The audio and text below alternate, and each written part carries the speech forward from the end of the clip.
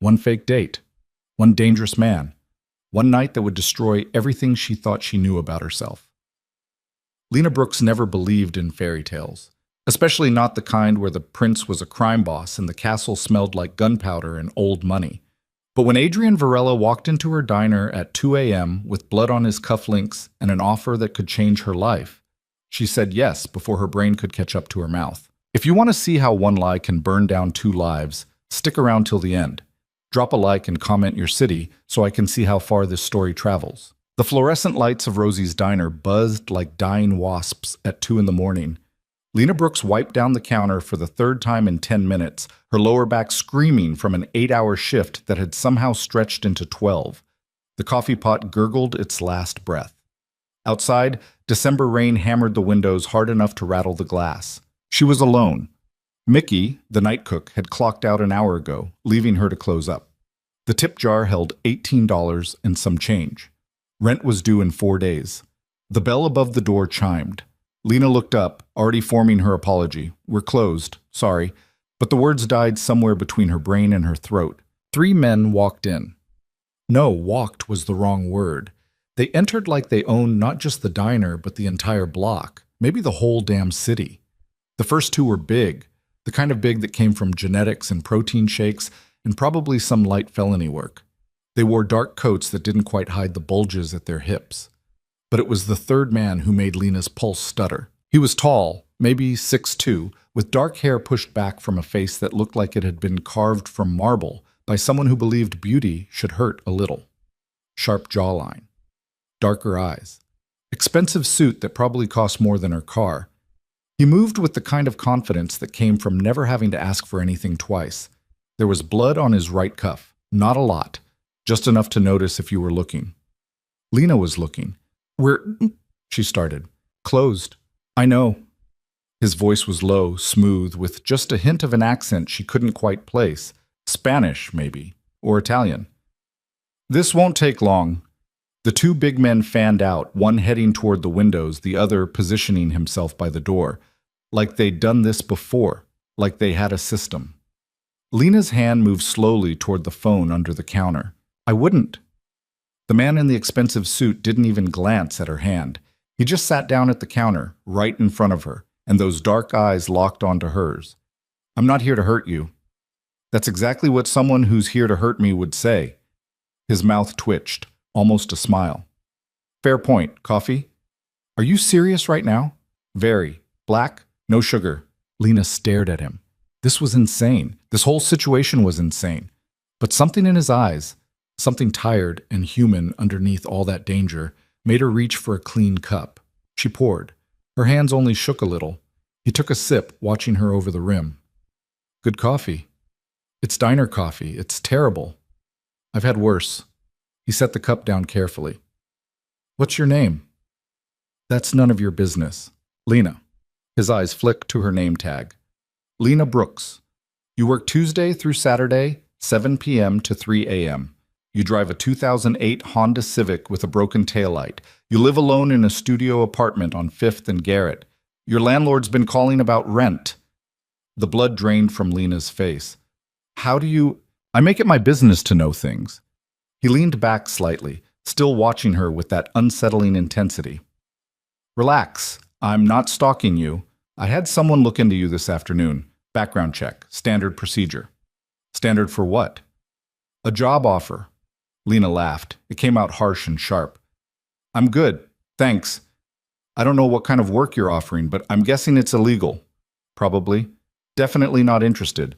You haven't heard what I'm paying yet." "Doesn't matter." $50,000. The world tilted slightly. Lena gripped the counter. "What?"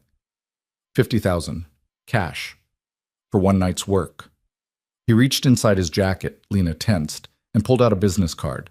Plain, expensive paper. Just a phone number. He slid it across the counter. Nothing illegal, nothing dangerous, just acting. Acting. Lena's voice was flat. Playing a role. My girlfriend, specifically, for one night. A family gathering. Lena stared at him, then at the card, then back at him. "You're insane." "I'm serious, You're seriously insane. You can't just walk into a random diner and offer a stranger 50 grand to pretend to be your girlfriend. I just did. Why me? He tilted his head slightly, studying her like she was a painting he was considering buying. You're real, normal, you work hard. You're pretty, but not obviously so. You wouldn't stand out in my world, but you also wouldn't disappear. You're exactly what I need. That's the creepiest compliment I've ever received. It wasn't meant to be a compliment, it was an assessment. Lena's brain was racing, trying to catch up. Who are you? Does it matter? If I'm going to be your fake girlfriend, yeah, it kind of matters. Adrian Varela. He said it simply, like he was stating a fact about the weather. The name meant nothing to Lena. She'd lived in the city for 3 years, kept her head down, worked her shifts, paid her bills. She didn't follow the news much, didn't have time for gossip.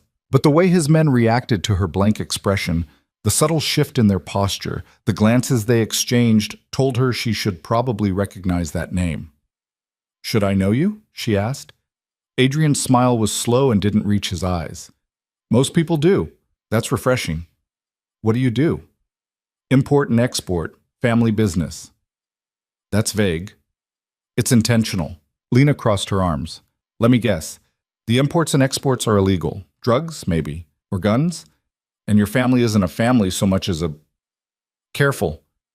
The word was soft but sharp. The two men by the windows and door both shifted. Adrian held up a hand without looking at them, and they froze. His eyes never left Lena's. You're smart. That's good. But being too smart can be dangerous. Is that a threat? It's advice. They stared at each other.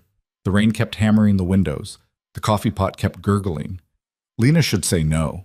Should tell him to get out. Should call the cops the second he left. Should probably quit her job and move to a different city just to be safe. But $50,000. $50,000 would cover rent, would pay off her car, would give her a cushion, a buffer, a chance to actually breathe for the first time since moving to this city. What's the catch? She asked quietly. No catch. You show up. You play the role, you smile, you hold my hand. You laugh at my uncle's terrible jokes. At midnight, I take you home. You never hear from me again. Why do you need a fake girlfriend? Something flickered across his face. Too fast to read.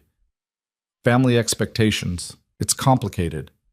Try me. Adrian was quiet for a long moment. Then, my family thinks I need to settle down.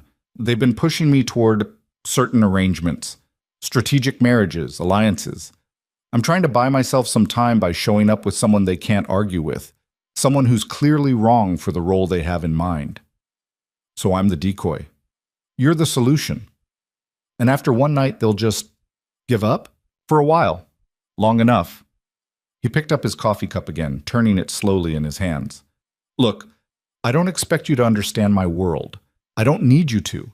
I just need you to show up, follow my lead, and collect your money. That's it. Lena's heart was pounding. This was crazy. This man was dangerous. Everything about this screamed bad idea. I need to think about it, she said. You have 5 seconds. Excuse me? 5 seconds. After that, I walk out that door and find someone else. His eyes were steady on hers.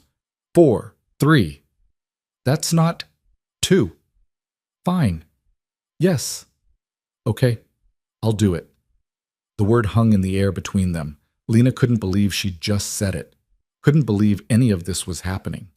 Adrian smiled. It was the first real smile she'd seen from him, and it transformed his entire face. Made him look younger, less dangerous, almost human. Smart choice, he said. He stood, pulling out his wallet and laying down $500 bills on the counter. For the coffee and the trouble. This is way too much. Keep it. Consider it a down payment. He grabbed a napkin and a pen from the counter, scribbling something quickly. This is the address. Friday night, 7 p.m. Wear something nice but not too formal.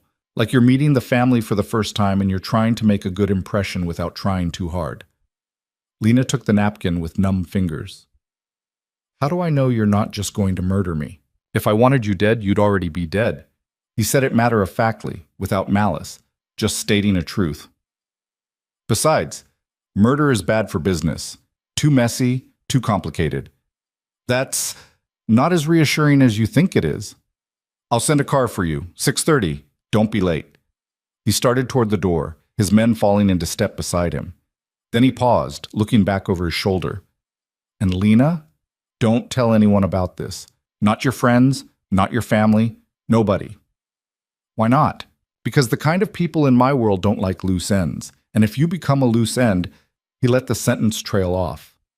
"Just don't. It's safer that way."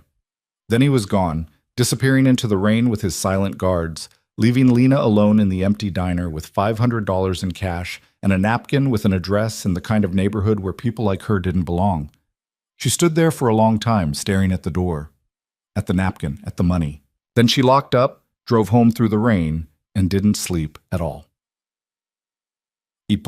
Friday arrived faster than Lena wanted it to.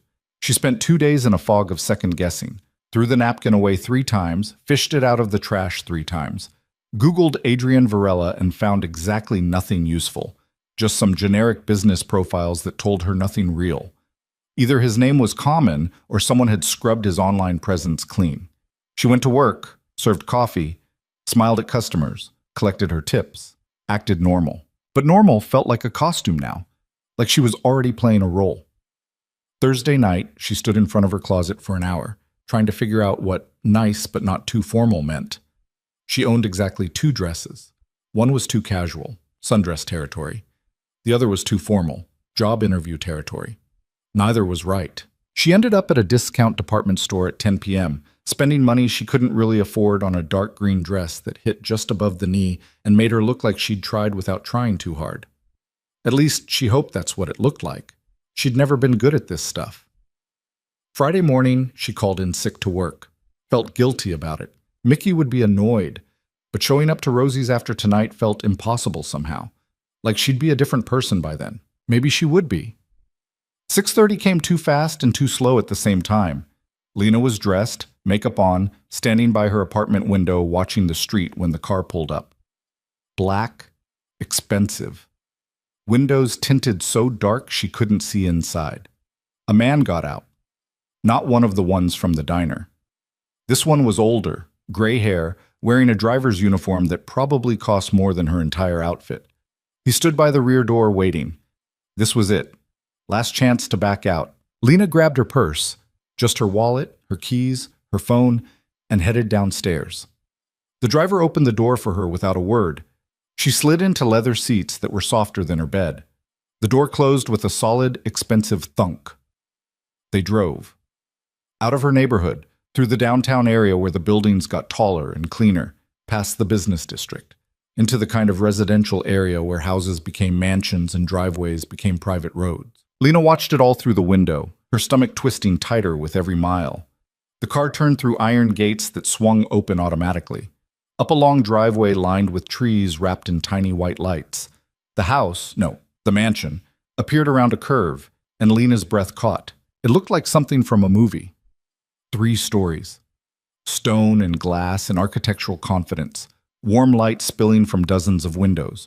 Cars parked in the circular drive, all expensive, all gleaming. The driver opened her door. Lena stepped out on shaky legs. The front door opened before she reached it. Adrian stood there in a different suit. This one, dark gray, probably worth more than her car. And for a second, Lena forgot how to move.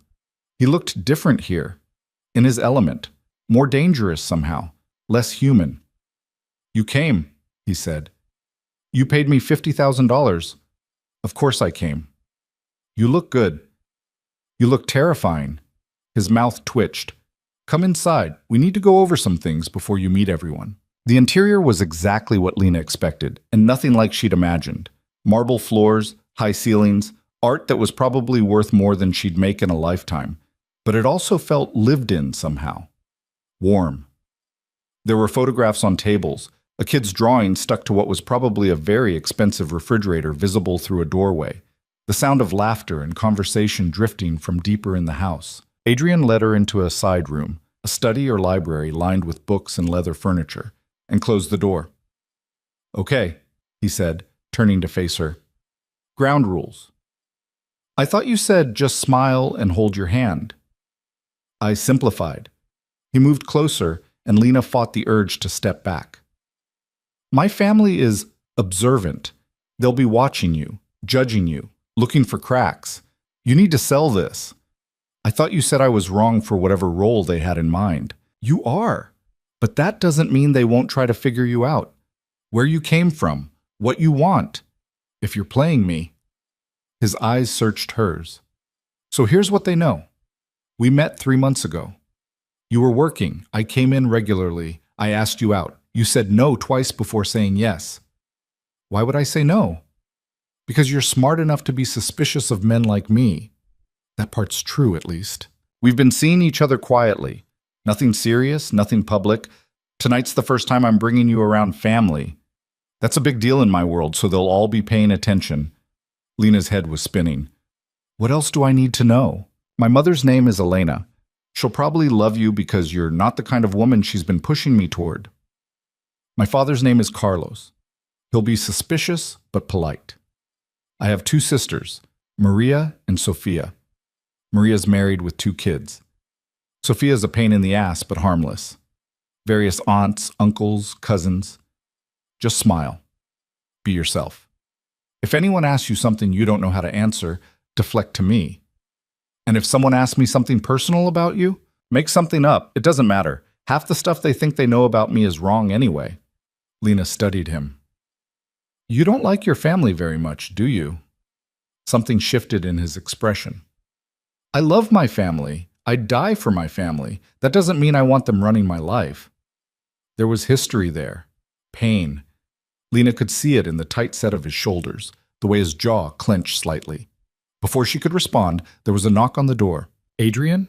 A woman's voice. Young, impatient. Stop hiding in there and bring her out. Everyone's dying to meet her. Adrian's hand found the small of Lena's back. The touch was warm through the thin fabric of her dress. Ready? No? Good. That makes 2 of us. He opened the door. Let's go. The house opened up into a large living area where at least 30 people were gathered. Conversations paused, eyes turned. Lena felt every single gaze land on her like a physical weight. A woman in her mid-50s broke away from a group near the fireplace. She was beautiful, dark hair with silver threads, dark eyes like Adrian's, elegant in a way that made Lena feel like a kid playing dress-up. Mama, Adrian said, this is Lena.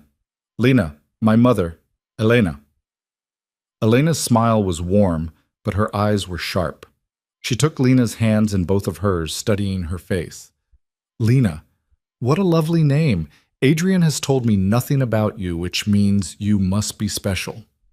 I thank you. Come. Sit. Tell me everything.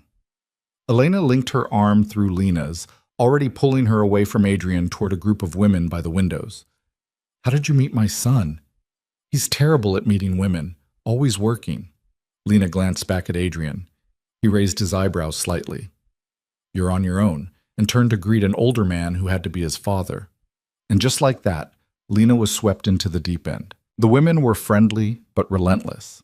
They asked about her job. She stuck to the truth. She was a waitress. And where she grew up, small town, nothing special. And how Adrian was in private, she improvised, said he was surprisingly funny, which earned laughs and knowing looks. A younger woman with Adrian's eyes and a baby on her hip appeared at Lena's elbow. I'm Maria. Don't let them overwhelm you. They're like sharks who smell blood when Adrian brings someone home. He doesn't bring women home often. He doesn't bring women home ever. You're the first in 5 years. Maria shifted the baby to her other hip. So either you're very special or my brother's up to something. Lena's smile felt frozen. Maybe both? Maria laughed. I like you. Come on, let's get you a drink before Sofia finds you. She's going to be insufferable. The next hour was a blur. Lena met what felt like 100 people whose names she immediately forgot. She drank wine she couldn't really taste. She laughed at jokes she barely heard. She felt Adrian's presence even when he was across the room, his eyes finding hers every few minutes, checking in, making sure she was okay. Dinner was called. They sat at a long table that looked like it belonged in a castle. Lena found herself between Adrian and an older man who introduced himself as Uncle Vincent. Adrian's hand settled on her thigh under the table, warm, possessive, steadying. She nearly jumped. He leaned close, his breath warm against her ear. Relax, you're doing fine. I feel like I'm on display. You are. They're all trying to figure out if you're good enough for me or if I've lost my mind. Which is it? His hand squeezed gently. Still deciding. Dinner was elaborate. Course after course of food Lena couldn't identify, but was too nervous to eat. Conversation swirled around her in English and Spanish, sometimes switching mid-sentence. She caught pieces. Business talk, family gossip, debates about sports and politics. Uncle Vincent asked her about her family. She kept it vague, small, distant, nothing interesting. He asked if she knew what Adrian did for a living. She said imports and exports, and the whole table went quiet for half a second before someone laughed and the conversation moved on. After dinner, people drifted into different rooms, some to the living area, some out to a covered patio despite the cold. Adrian kept Lena close, his hand either at her back or holding hers, always touching, always anchoring her. It should have felt fake. It should have felt like the act it was. It didn't. His thumb traced circles on her palm. His body angled toward hers even when he was talking to someone else.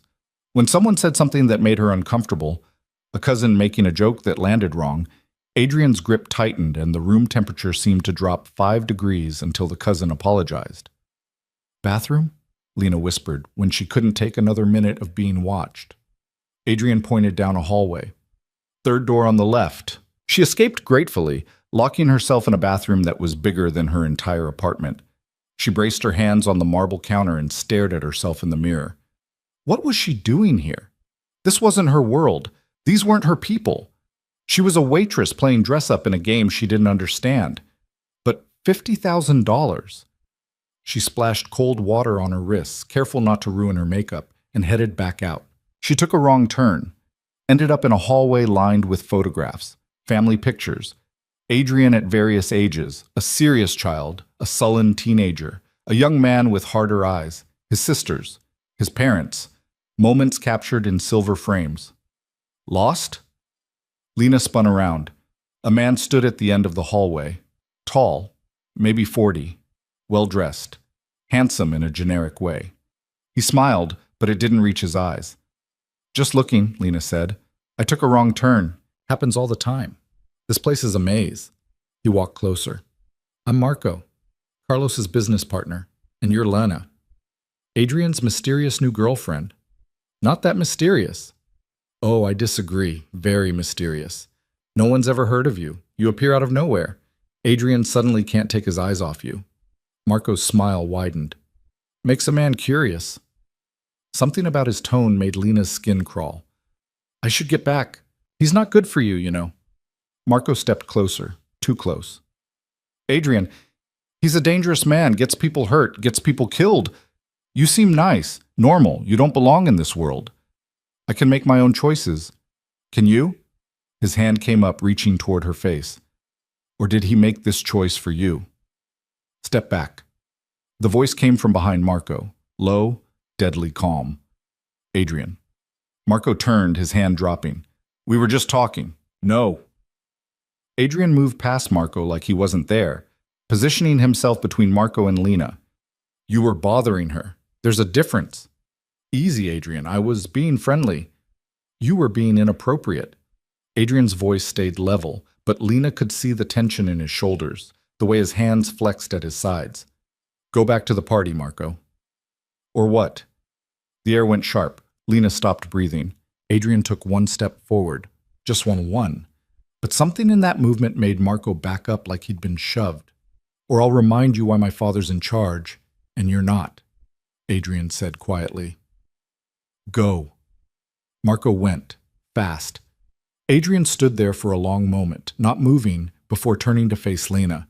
His expression was careful, controlled. "You okay?" "Yeah, he just creeped me out." "He's always been a creep. I should have warned you." Adrian's jaw clenched. "Did he touch you?" "No, you got here first." Something flickered in his eyes. "Good." They stood there in the hallway, close enough that Lena could feel the heat coming off him, could smell whatever expensive cologne he wore under the sharper edge of anger. "This was a mistake," she said quietly. "I shouldn't be here. I don't fit in your world." "No, you don't." Adrian said it bluntly. "That's exactly why you're perfect. That doesn't make sense. It does to me.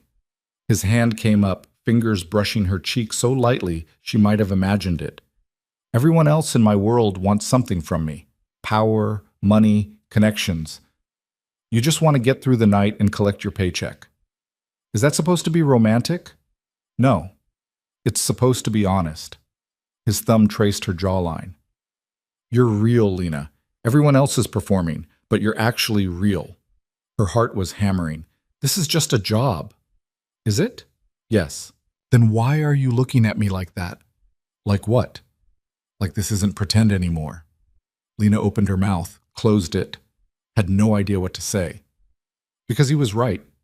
Somewhere between the diner and this hallway, between his hand on her back and his thumb on her jaw, the lines had blurred.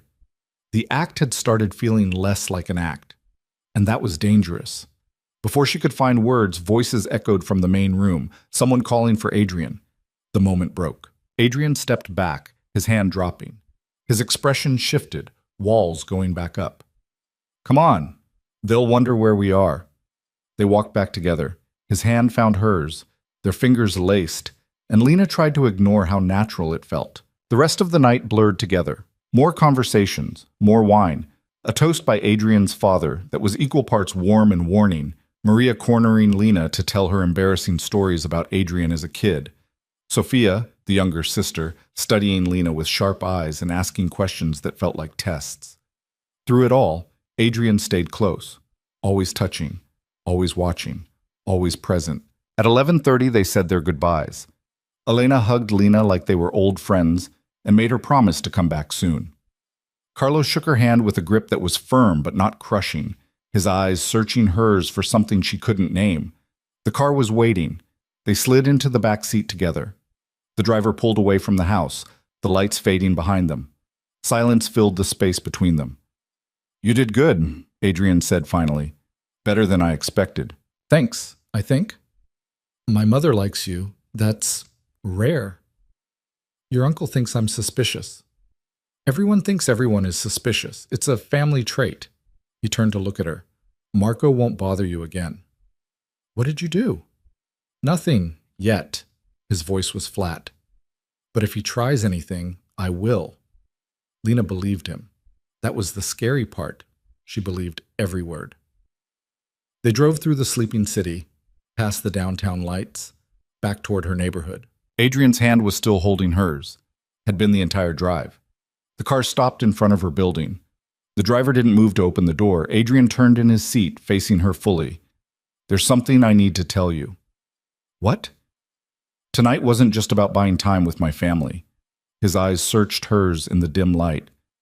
It was also about seeing if I could do this, pretend, play a role, be someone I'm not. And I couldn't. He said it quietly. Because somewhere in the middle of tonight, I stopped pretending. Lena's breath caught. Adrian, I know what we agreed. One night, 50,000. Walk away. His thumb brushed across her knuckles. But I don't want you to walk away. This is crazy. Probably. You don't even know me. I know enough. No, you know what you need me to be. There's a difference. Is there? He leaned closer. Tell me you didn't feel it too. Tell me this whole night was just an act for you. Tell me when I touched you, you were only thinking about the money. Lena couldn't, because it would be a lie. I can't do this, she said instead. Your world, my world, they don't mix. Tonight it was nice. It was fun. But it's not real. It could be. No, it couldn't. She pulled her hand away, immediately missing the warmth. I'm a waitress, Adrian. I live in a studio apartment with a broken heater. I eat ramen for dinner more nights than not. You live in a mansion. You have drivers and guards, and a family that could probably make me disappear if they decided I was a problem. They wouldn't. You don't know that. I don't know that. She reached for the door handle. Thank you for tonight, and for the money. But this ends here. She got out of the car before he could respond, before she could change her mind. She made it 3 steps toward her building before his voice stopped her. Lena. She turned. He was standing outside the car now, hands in his pockets, looking at her across the distance. The streetlight cast shadows across his face. If you change your mind, he said. "You have my number." "I won't." "But if you do." She didn't answer, just turned and walked inside, up the stairs, into her apartment. She locked the door, leaned against it, tried to breathe. Her phone buzzed. A text from an unknown number. Just 2 words. "Thank you." And then another message. A payment confirmation. $50,000. Deposited into her account. Lena stood there in her tiny apartment, in her expensive dress, holding her phone with shaking hands. She'd made it through the night. She'd played her role. She'd earned her money. It was over. So why did it feel like something was just beginning? Lena didn't sleep that night either. She lay in bed staring at her phone, at the number that showed more money than she'd seen in her entire life, and tried to convince herself she'd done the right thing. By Monday morning, she almost believed it. She went back to work, put on her uniform, tied her hair back, poured coffee and took orders and pretended the previous Friday night had been a dream. Mickey asked where she'd been, said she looked different somehow. She told him she'd had the flu. He didn't look convinced, but let it drop. The $50,000 sat in her account like a bomb waiting to go off. She paid rent, paid off her car, set aside money for bills. The rest she left untouched, like it might disappear if she acknowledged it too directly. 3 days passed, then 4. She told herself she was relieved Adrian hadn't contacted her, told herself the empty feeling in her chest was just exhaustion from extra shifts, told herself she didn't check her phone every 20 minutes, hoping for a message that never came. On Thursday night, a man in an expensive suit walked into Rosie's at midnight. Lena's heart jumped into her throat. But it wasn't Adrian. This man was older, softer around the edges. He sat at the counter and ordered coffee, black, and when Lena set it down, he slid a business card across to her. Not Adrian's card, a different one, embossed, gold lettering. "Mr. Varela requests your presence," the man said politely. "Saturday evening, 8 p.m., the address is on the back." Lena's hands went cold. "I already told him. He's aware of your previous conversation. This is a different matter. Business, not personal." The man's smile was professional, empty. "He's prepared to compensate you for your time, of course. $5,000 for the evening." "What kind of business?" "That's between you and Mr. Varela. The car will arrive at 7:30. He stood, leaving a $100 bill next to his untouched coffee. "Have a pleasant evening, Miss Brooks." He left before Lena could refuse. She stared at the card, at the address written in neat handwriting on the back. Not the mansion, somewhere downtown. A restaurant, maybe. She should throw it away. Should block his number, if she even had his real number. Should make it clear she wasn't available for whatever games he was playing. Instead, she tucked the card into her apron pocket and finished her shift. Saturday came whether she wanted it to or not. Lena stood in front of her closet again, hating herself a little. She'd already decided she wasn't going, had decided it 3 times. But here she was, pulling out the green dress again, checking her makeup in the bathroom mirror. Just business, she told herself. $5,000 for a few hours. She'd be stupid to turn that down. The car arrived exactly on time. Different driver. Same expensive silence. They drove downtown to a restaurant Lena had walked past 100 times but never entered. The kind of place where reservations were made months in advance, and the prices weren't listed on the menu because if you had to ask, you couldn't afford it. The driver opened her door. A host was already waiting, leading her through the main dining room, heads turning as she passed, to a private room in the back. Adrian sat alone at a table set for 2. He stood when she entered, same sharp suit, same dark eyes. But there was something different about his expression. Tired, maybe, or uncertain. "You came," he said. "You paid me to." Lena stayed near the door. "Your messenger said this was business." "It is. Sit, please." She sat, kept her purse in her lap, kept her guard up. Adrian poured wine without asking if she wanted it. "How have you been?" "Fine, working, existing, the usual." "You paid your rent." "How do you—" She stopped. "Right. You're still having me watched." "No, I checked your account to make sure the payment went through properly." He set the wine bottle down carefully. "I'm not having you followed, Lena. I'm not that much of a creep." "Just the regular amount of creep?" His mouth twitched. "Something like that." A waiter appeared with appetizers Lena hadn't ordered, set them down silently, and vanished. "What do you want, Adrian?" He was quiet for a long moment, turning his wine glass in slow circles. My family loved you. That's nice. My mother called me 6 times this week, asking when she'd see you again. Sophia demanded your number. Even my father said you seemed decent. That's high praise from him. I'm thrilled. They think we're together now. Actually, together. Adrian looked up, meeting her eyes. I may have let them continue thinking that. Lena set down her fork with a sharp click.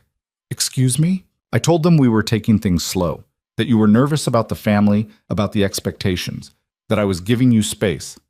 Without asking me first. Yes, you can't just decide we're in a fake relationship without telling me. I'm telling you now. Lena stood up. I'm leaving.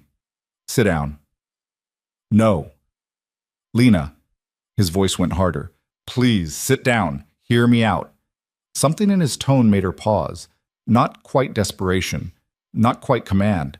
Something in between. She sat, crossed her arms, waited. Adrian leaned back in his chair, studying her.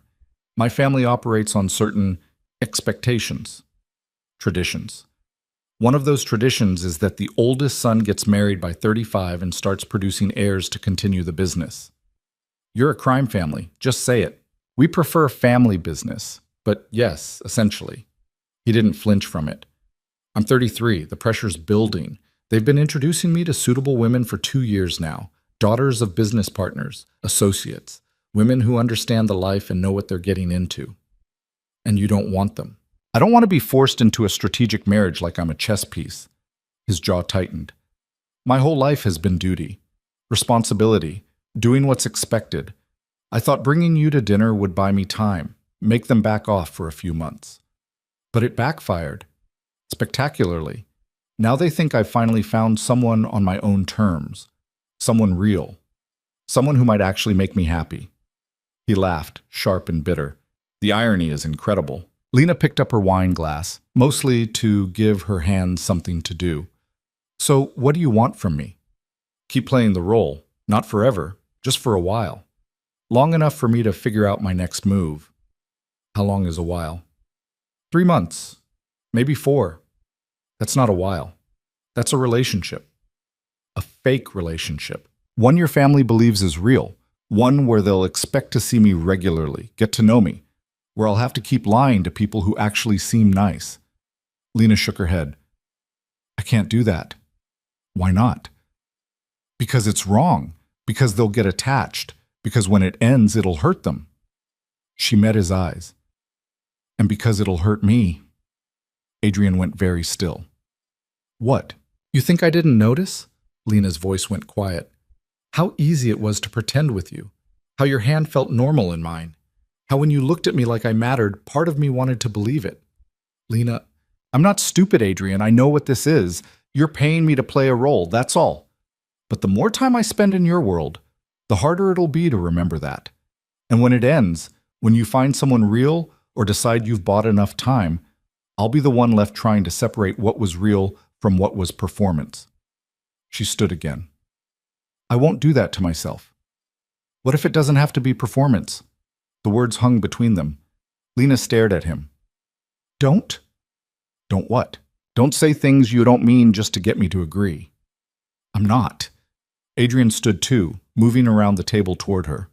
That night in the hallway when I said I'd stopped pretending, I meant it, every word. You don't know me. I know you work 2 jobs and still find time to help the new waitress learn the register. I know you send money to your mom even though she doesn't ask for it. I know you're terrified of failing but more terrified of never trying. I know when you laugh at something that actually surprises you, you cover your mouth like you're embarrassed. I know... Stop. Lena's voice cracked. You investigated me. That's not the same as knowing me. Then let me actually know you. He was close now. Too close. 3 months. I'll pay you $10,000 a month. All you have to do is show up to family dinners, maybe a few events. Let me take you to dinner sometimes. Let my family think we're real.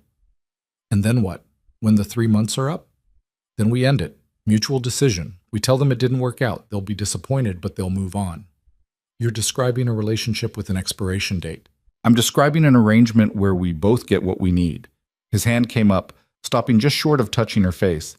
You get financial security? Time to figure out what you actually want to do with your life instead of just surviving. I get my family off my back, space to breathe. It's practical. It's insane, maybe. But is it really more insane than working yourself to death for minimum wage in a diner where the owner sexually harasses the staff and you're one bad shift away from not making rent? Lena flinched. How did you? I told you. I had you investigated. Your boss is a creep. You've reported him twice. Nothing happened because he's friends with the district manager. Adrian's voice went hard. You deserve better than that. And you're better? No, but I'm honest about what I am. They stood there inches apart, the air between them crackling with something Lena didn't want to name. $30,000, she said finally. For 3 months. And when it ends clean. No drama. No mess. Agreed. And I want it in writing, a contract, terms clearly laid out. Adrian's eyebrows rose. You don't trust me. You're a criminal. Of course I don't trust you. He smiled, actually smiled. Smart woman. I'll have my lawyer draw something up. Your legitimate lawyer or your mob lawyer? Is there a difference? Despite everything, Lena almost laughed. This is such a bad idea. Terrible, Adrian agreed. Are you in? She should say no, should walk out, should go back to her normal life and forget this man and his dangerous world and his complicated family ever existed. But $30,000, 3 months, and maybe, just maybe, a chance to figure out if the connection she felt was real or just another lie she was telling herself. I'm in, she said. Adrian's smile widened. He extended his hand like they were closing a business deal. Partners? Lena took it. His grip was warm and firm and steady. Partners. They shook, sealed it, and Lena tried very hard not to think about how that handshake felt more intimate than some kisses she'd had. The contract arrived Monday morning via courier. 10 pages of legal language that basically said Lena agreed to act as Adrian's girlfriend for 3 months in exchange for $10,000 per month, paid weekly. There were clauses about discretion, termination conditions, and what constituted breach of contract. It was thorough, professional, completely surreal. Lena signed it in her kitchen with her roommate's pen, scanned it with her phone, and emailed it back. An hour later, the first payment hit her account. The second dinner was scheduled for Wednesday. Family game night, the text from Adrian said. Casual. His mother's house. Lena showed up in jeans and a nice sweater, feeling underdressed the moment she walked in. But Elena greeted her with a hug, and Sophia immediately dragged her into the kitchen to taste test cookies. And within 20 minutes, Lena had almost forgotten she was being paid to be there. Almost. Adrian found her in the living room where she'd been cornered by Uncle Vincent and his stories about the old neighborhood. His hand settled on her lower back. Familiar now, expected, and he steered her away smoothly. Rescue mission, he murmured in her ear. Your uncle's sweet.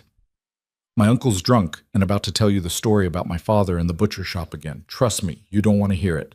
They ended up on a couch together, Adrian's arms stretched along the back behind her shoulders. Natural, easy, like they'd done this 100 times. Maria appeared with her kids, the baby and a 4-year-old boy who immediately climbed onto Adrian's lap and started babbling about dinosaurs. Uncle Adrian, do you know T-Rex? I do. Big teeth, tiny arms, terrible at hugs. The kid giggled. You're funny. Your mom doesn't think so. Maria rolled her eyes. Don't corrupt my children. She looked at Lena. He's actually great with kids. Surprised? A little, Lena admitted. He pretends to be all tough and scary, but he's a marshmallow. Aren't you, Adrian? I have no idea what you're talking about. But his hand was gentle on the kid's back, keeping him steady. Lena's chest tightened watching them. This version of Adrian, relaxed, playful, human, didn't match the man who'd walked into her diner with blood on his cuffs. Didn't match the dangerous edge she'd seen when Marco got too close. But it was real. She could tell. This wasn't performance, which made everything more complicated. Game night was chaotic. Teams formed and dissolved. People argued about rules. Elena insisted on old-fashioned board games while the younger cousins wanted video games. Somehow they compromised with charades, which devolved into shouting and accusations of cheating within 10 minutes. Adrian was on Lena's team. He was terrible at charades. Absolutely terrible. He acted out swimming like he was having a seizure and tried to mime Gone with the Wind by literally blowing on people. Lena laughed until her stomach hurt. "You're the worst at this," she told him when they lost spectacularly. "I have many talents. This isn't one of them." "What are your talents?" His eyes glinted. "Want me to show you?" "Keep it clean, you two," Maria called from across the room. "There are children present." Adrian's parents left around 10. The crowd thinned. Soon it was just Adrian's generation, his sisters, a few cousins, and Lena. Someone opened expensive whiskey. Sophia told embarrassing stories about Adrian's teenage years. They laughed and argued, and for a while Lena forgot to be nervous. Forgot this was temporary. Forgot she was being paid. It just felt like being part of something, like belonging. Around midnight, Adrian drove her home. His car this time, not the driver. Something low and fast that purred like a predator. "Your family's nice," Lena said, watching the city lights blur past. "They liked you. I told you they would." Sophia's still suspicious. Sophia's always suspicious. It's her default setting. Adrian glanced over. "You did good tonight. Natural. Like you actually wanted to be there." "I did want to be there." The admission surprised them both. Adrian's hand found hers across the center console. "Good." They drove in comfortable silence until Adrian pulled up in front of her building. He kept the engine running but didn't let go of her hand. "Same time Friday?" he asked. "Dinner. Just us. No family." "Is that part of the arrangement?" "It's part of selling the relationship. People will ask what we do together. We need answers that sound real." "Right. The arrangement." Lena pulled her hand away. "Friday's fine. Text me the details." She got out before he could respond, before the moment could stretch into something dangerous. But she felt his eyes on her all the way to her door. Friday's dinner was at a small Italian place tucked into a side street. Quiet. Intimate. The kind of place where the owner knew Adrian by name and didn't ask questions about the two men positioned at a table by the door. "Bodyguards?" Lena asked when they sat down. "Security. There's a difference." "Is there?" "One sounds less paranoid." Adrian ordered wine without looking at the menu. "They're here because I have enemies. People who'd love to get to me through someone I care about." "I'm not someone you care about. I'm an employee." "My enemies don't know that." The weight of that settled over Lena. She'd known intellectually that Adrian was dangerous, that his world was violent, but sitting here, knowing men with guns were watching the door because someone might try to hurt her to get to him, that made it real. "Having second thoughts?" Adrian asked. "About 100 of them." "Want to back out?" "Do I get to keep the money I've already received?" "Contract says no. You'd have to return it." "Then I guess I'm stuck with you." His smile was crooked. "Could be worse." "Could it?" "I could be boring." "True. Boring men don't usually come with armed guards." They ordered. The food was incredible. The kind of Italian Lena had only seen on cooking shows. Adrian ate like someone who'd forgotten to enjoy food, mechanical and efficient. "When's the last time you did something just for fun?" Lena asked. Adrian paused, fork halfway to his mouth. Define fun. Jesus, that's depressing. "I go to the gym. That's fun." "That's exercise, not the same thing." "What do you do for fun?" Lena thought about it. "I read, watch movies. Sometimes I walk around the city and people watch." "That's it?" "I work 60 hours a week. Fun is a luxury." Adrian set down his fork. "What would you do if you didn't have to work?" "I don't know. I've never thought about it." "Think about it now." Lena sat back, considering. "Travel, maybe. I've never left the state, never even been on a plane." "Where would you go?" "Somewhere warm, with beaches. Somewhere that doesn't have winter." She smiled. "Somewhere I could read a book without worrying about rent or bills or whether my car's going to die." "That's not ambitious. It's realistic." "Realism is overrated." Adrian's eyes stayed on hers. "You should want more than that." "What should I want?"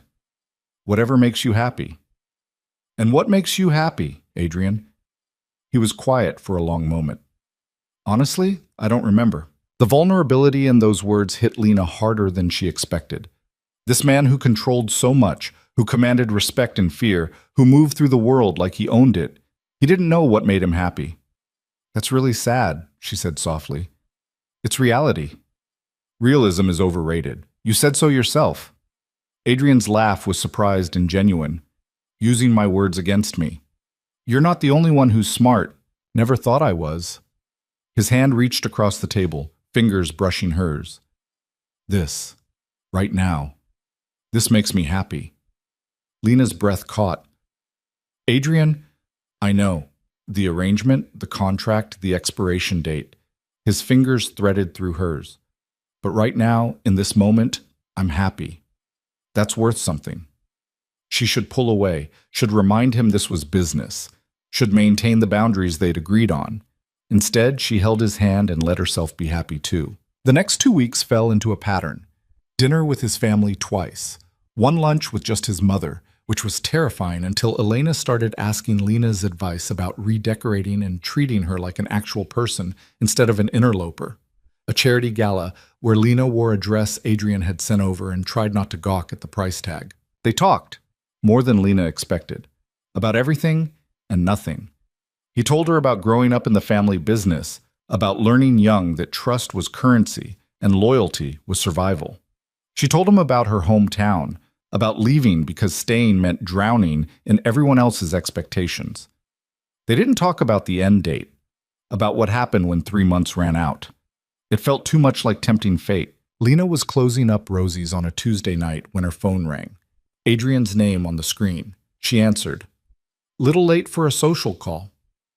Where are you? His voice was tight, wrong. Work. Why? Stay there. I'm sending a car. Adrian, what's... Just stay inside. Lock the doors. Don't let anyone in until my driver gets there. He hung up before she could argue. Lena's hands shook as she locked the diner doors. She turned off the outside lights, kept only the back office lamp on. Watched the empty street through the window. 15 minutes felt like hours. The black car pulled up. The driver she recognized got out, looked around carefully, then knocked on the glass. Lena let him in, locked the door again. Miss Brooks, Mr. Varela asked me to bring you to him. What's going on? He'll explain, please. The drive took them to Adrian's mansion, the first time she'd been back since that initial night. The gates opened automatically. The house was lit up like daylight. Adrian met her at the door. His jacket was off, his shirt sleeves rolled up. There was a cut on his cheekbone, fresh, still bleeding a little. What happened? Lena reached for his face without thinking. He caught her hand. We had a problem. It's handled. You're bleeding. It's nothing. Adrian, Chubb, someone tried to send me a message tonight. Followed one of my men. Made threats. His jaw clenched. They mentioned you? Lena's blood went cold. Me? They knew your name, knew where you worked, knew we'd been seen together. Adrian's grip on her hand tightened. I told you, my enemies will use anyone to get to me. But we're not really... They don't know that. They think you matter to me. His eyes burned into hers. So you're a target now. The weight of it crashed over her. This wasn't just playing pretend anymore. This was real danger, real consequences. I want out, she said. The contract, I'm done. No. You can't just say no. I'm ending this. It's too dangerous. Ending it now makes it worse. Adrian pulled her further inside, away from the windows. If we break up suddenly, they'll know something's wrong. They'll push harder. But if we stay together, if I make it clear you're protected, they'll back off. Targeting you becomes too expensive. Or they'll just try harder. Not if I make an example of whoever threatened you tonight. Lena stared at him. What does that mean? It means I protect what's mine. I'm not yours. This is fake, remember? Fake or not, you're under my protection now. That's real. His hand came up to cup her face, thumb gentle on her cheekbone. I won't let anyone hurt you, Lena. I promise. You can't promise that. Watch me. They stood there in his enormous foyer, her in her diner uniform, and him in his expensive shirt with blood on his face. And Lena realized with absolute certainty that everything had changed. This wasn't an arrangement anymore. This was something far more dangerous. And neither of them knew how to stop it. Adrian insisted she stay the night. Not a request. A statement of fact delivered in a tone that left no room for argument. Lena was too rattled to fight him on it. He led her upstairs to a guest room that was bigger than her entire apartment. Told her there were clothes in the closet that would fit. His sisters left things here sometimes. Said his room was down the hall if she needed anything. Then he left her alone with her racing thoughts and the kind of silence that only existed in houses this big. Lena sat on the edge of the bed and tried to process what had just happened. Someone knew about her. Someone dangerous. Someone who thought hurting her would hurt Adrian. Her phone buzzed. Mickey asking where she was. She'd left without telling him, just locked up and vanished. She texted back that she had a family emergency. Hated lying but couldn't exactly explain the truth. Another buzz. Her landlord. Noise complaint from the neighbors. Could she keep it down? Lena stared at the message. She wasn't even home. Hadn't been home in hours. Her hands went cold. She was out of the room and down the hall before she could think it through. Found Adrian's door by instinct, knocked once, and pushed it open. He was on his phone, pacing by the windows. Looked up when she entered, eyes sharp. "Someone's at my apartment," Lena said. "My landlord just texted about noise, but I'm here." Adrian's expression went flat, deadly. He spoke into the phone in rapid Spanish, words clipped and harsh. Hung up. "How long ago?" "2 minutes. They're checking it now. I already had men watching your building." He moved toward her. "You're not going back there." "It's my home." "It's compromised. You'll stay here until we know it's safe." "Adrian, I can't just move in with you. People will think exactly what we want them to think. That we're serious. That you're important enough to live under my roof." His hand caught her elbow. "This actually helps sell it." "Help sell? Are you serious right now? Someone broke into my apartment and you're thinking about optics?" "I'm thinking about keeping you alive." His voice was sharp, angry. "You think this is a game? You think these people make idle threats? They went to your home, Lena. They know where you sleep." The reality of it hit her again, harder this time. She swayed slightly. Adrian's hand steadied her. "Sit down." "I'm fine." "You're pale. Sit." She sat on the edge of his bed because her legs weren't totally reliable anymore. Adrian's room was different from the guest room, darker, more personal. Books on the nightstand, a jacket thrown over a chair. It smelled like his cologne and something else, something that was just him. He crouched in front of her, hands on her knees. "Breathe." "I'm breathing." "You're hyperventilating. Slow down." Lena focused on his face, on his eyes, watching her with something that looked almost like fear. She breathed, in, out, counted to 4 each way like she'd learned in some long-ago yoga class. His phone rang. He answered without moving away from her, listened, said something short in Spanish, hung up. "They found evidence someone was inside, searched through your things. Nothing taken. Just looking." His jaw clenched. "They're gone now. Building's secure. But you're not going back." "All my stuff. I'll have it packed and brought here tomorrow. Anything you need tonight, we'll get." Lena laughed. It came out harsh. "This is insane. This whole thing is insane." "I know. I signed up to go to family dinners, not to have my life threatened, not to move into your house." "I know. Stop saying that." "What do you want me to say?" Adrian's hands tightened on her knees. "That I'm sorry? I am. That I didn't think this through? I didn't. That if I could go back and not drag you into this, I would?" "Would you?" He went quiet. His eyes searched hers. "No, I wouldn't." The honesty of it stole her breath. "I should want to," he continued. "I should regret every choice that led here, but I don't, because the alternative is not knowing you, and that feels worse than the danger." "That's the most selfish thing I've ever heard. I'm a selfish man." "I'm starting to notice." They stayed like that. Him kneeling in front of her, her trying to figure out if she wanted to hit him or kiss him or both. "I'll pay you extra," Adrian said finally. "Double. 20,000 a month, and I'll make sure you're protected. Real protection. Not just drivers and bodyguards, but actual safety measures.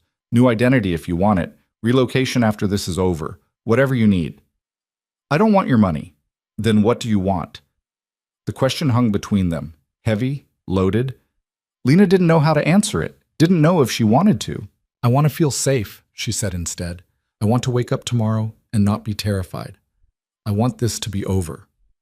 "It will be. I'll end this. I'll find whoever threatened you, and I'll make sure they never do it again." "How?" "You don't want to know." "Maybe I do." Adrian stood, creating distance. No, you don't. Trust me on this. He walked to his dresser, pulled out clothes, sweatpants, a t-shirt, handed them to her. These'll be big, but they're clean.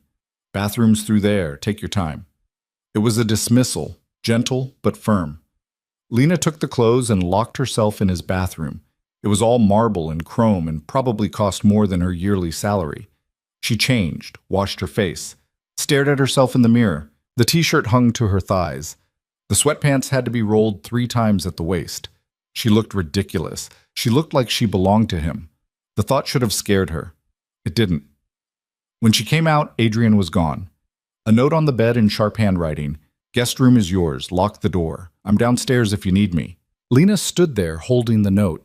She should go to the guest room, should lock the door like he said, should maintain whatever boundaries still existed between them.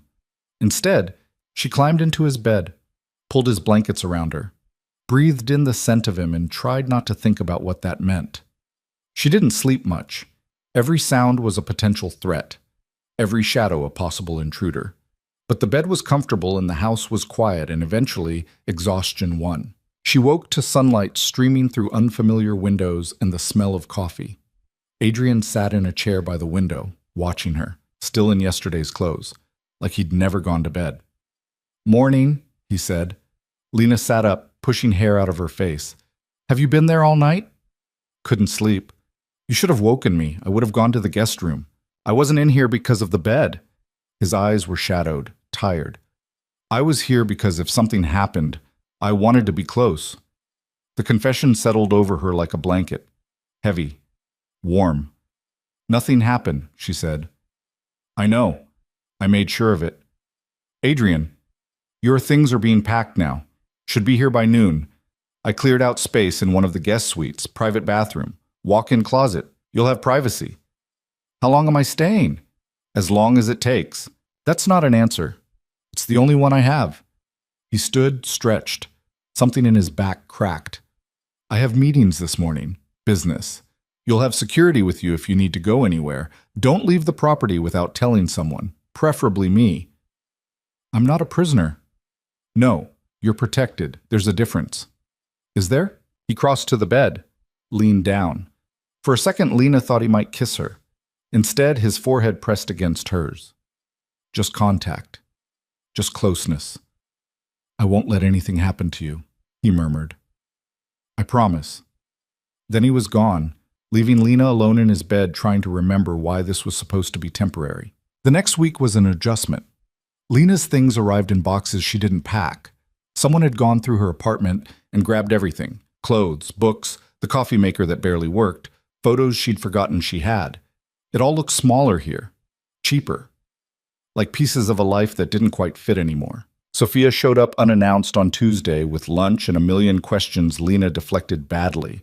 Maria came by Wednesday with the kids, who immediately claimed Lena as their new favorite person and demanded she play dinosaurs. Elena called every day just to check in, her warmth genuine enough that Lena felt guilty about the lies. Adrian was gone most days. Business, he said. Meetings. Things he couldn't talk about. He came home late, smelling like cigars and expensive whiskey and something sharper. Danger, maybe. Violence. He never came to her room, never pushed, just checked in through closed doors and left her alone. It was driving her crazy. Thursday night, Lena waited up, sat in the living room with a book she wasn't reading, and listened for his car. He came in around 11, stopped when he saw her. "You're still awake." "Couldn't sleep." She closed the book. "We need to talk." Something flickered in his expression. "About?" "This. Us. Whatever this is." She stood. "I've been here a week. We barely see each other. Your family thinks we're serious, but we're not even friends. This doesn't make sense." "What do you want to change?" "I don't know. Something. We should at least pretend to act like a couple when it's just us. Otherwise, how do we sell it to everyone else?" Adrian was quiet. Then, "You want to spend more time together. I want this to feel less fake. And if it starts feeling too real, then we deal with it." Lena moved closer. "Right now, I'm living in your house, lying to your family, and I barely know you. That needs to change." "What do you want to know?" "Everything. Anything. What you do all day. What you actually think about. Why you never smile except when your nephew talks about dinosaurs. Adrian's mouth twitched. Almost a smile. That kid's obsessed with dinosaurs. See? That. I want more of that. He studied her for a long moment. Tomorrow. Take the day off. We'll do something. What kind of something?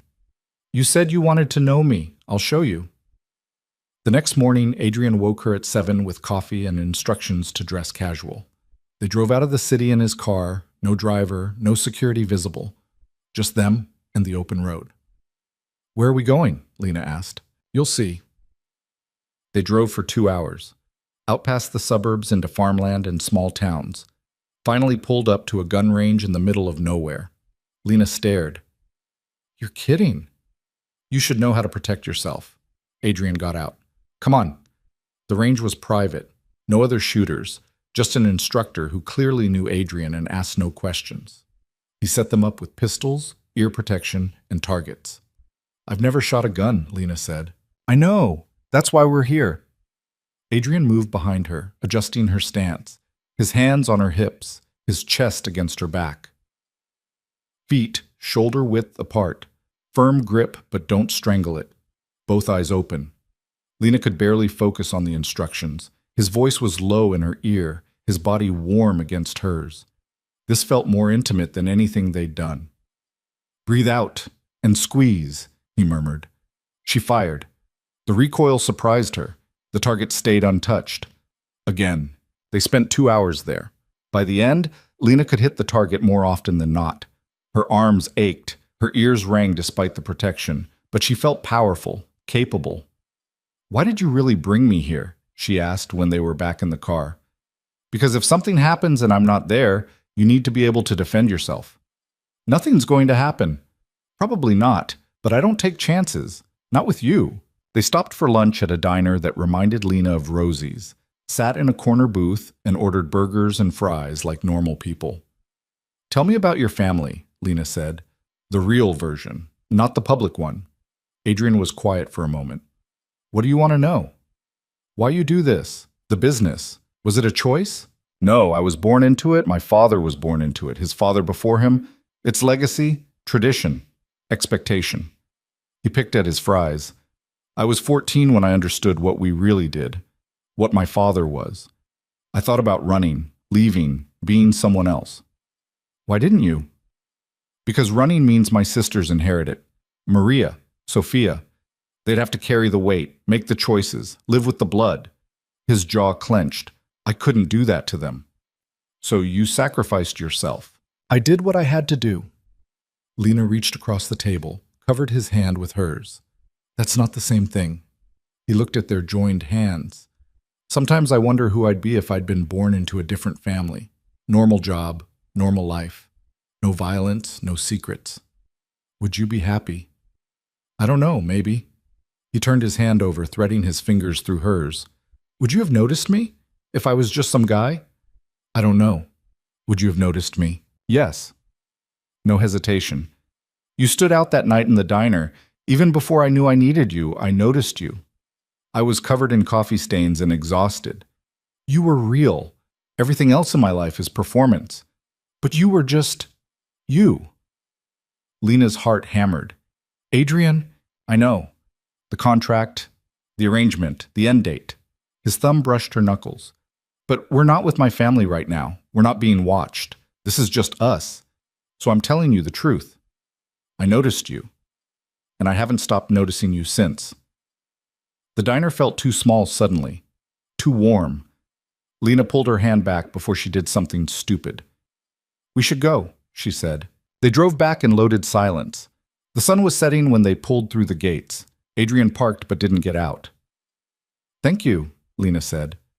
For today, for teaching me to shoot, for lunch, for actually talking to me. Thank you for asking. They sat there in the darkening car, close but not touching, the air between them electric. I should go in, Lena said. Yeah. Neither of them moved. Adrian, he kissed her, not soft, not gentle, hard and desperate like he'd been holding back for weeks and finally broke. His hand cupped the back of her neck, fingers threading through her hair. His mouth moved against hers like he was drowning and she was air. Lena kissed him back, grabbed his shirt, pulled him closer, forgot every reason this was a bad idea. When they broke apart, they were both breathing hard. "We shouldn't," Lena started. "I know. The contract, I know. But I can't stop thinking about you." "I know." His forehead rested against hers. "I can't either." "What do we do?" "I don't know." They stayed like that, breathing the same air, wanting the same thing, knowing it would complicate everything. Finally, Adrian pulled back. "Go inside, before I do something I can't take back." Lena went, felt his eyes on her all the way to the door. That night, she lay in bed staring at the ceiling and tried to figure out when this stopped being an arrangement and started being real. The answer scared her, because it had stopped being fake the moment Adrian's hand first touched hers. Maybe even before that. Maybe the second he walked into her diner and looked at her like she mattered. Everything since then had just been both of them pretending they didn't feel it. Saturday brought another family dinner, this time at a restaurant Adrian's family apparently owned. Private room, long table, everyone dressed nice. Lena wore a dress Adrian had bought her, refused to let her refuse it, said she needed clothes that fit his world. It was deep blue. Simple. Expensive. Made her feel like someone else. Adrian's hand was possessive on her back when they walked in. His eyes warned off anyone who looked too long. He kept her close all night. Marco was there. Lena felt him watching her from across the table. Felt his attention like an itch she couldn't scratch. Adrian noticed. His hand tightened on her thigh under the table. Midway through dinner, Marco stood, raised his glass. A toast to Adrian and his lovely Lena. May their relationship be as profitable as it is surprising. The words landed wrong, heavy with implication. Adrian's face went cold. Careful, Marco. Just expressing my happiness for you both.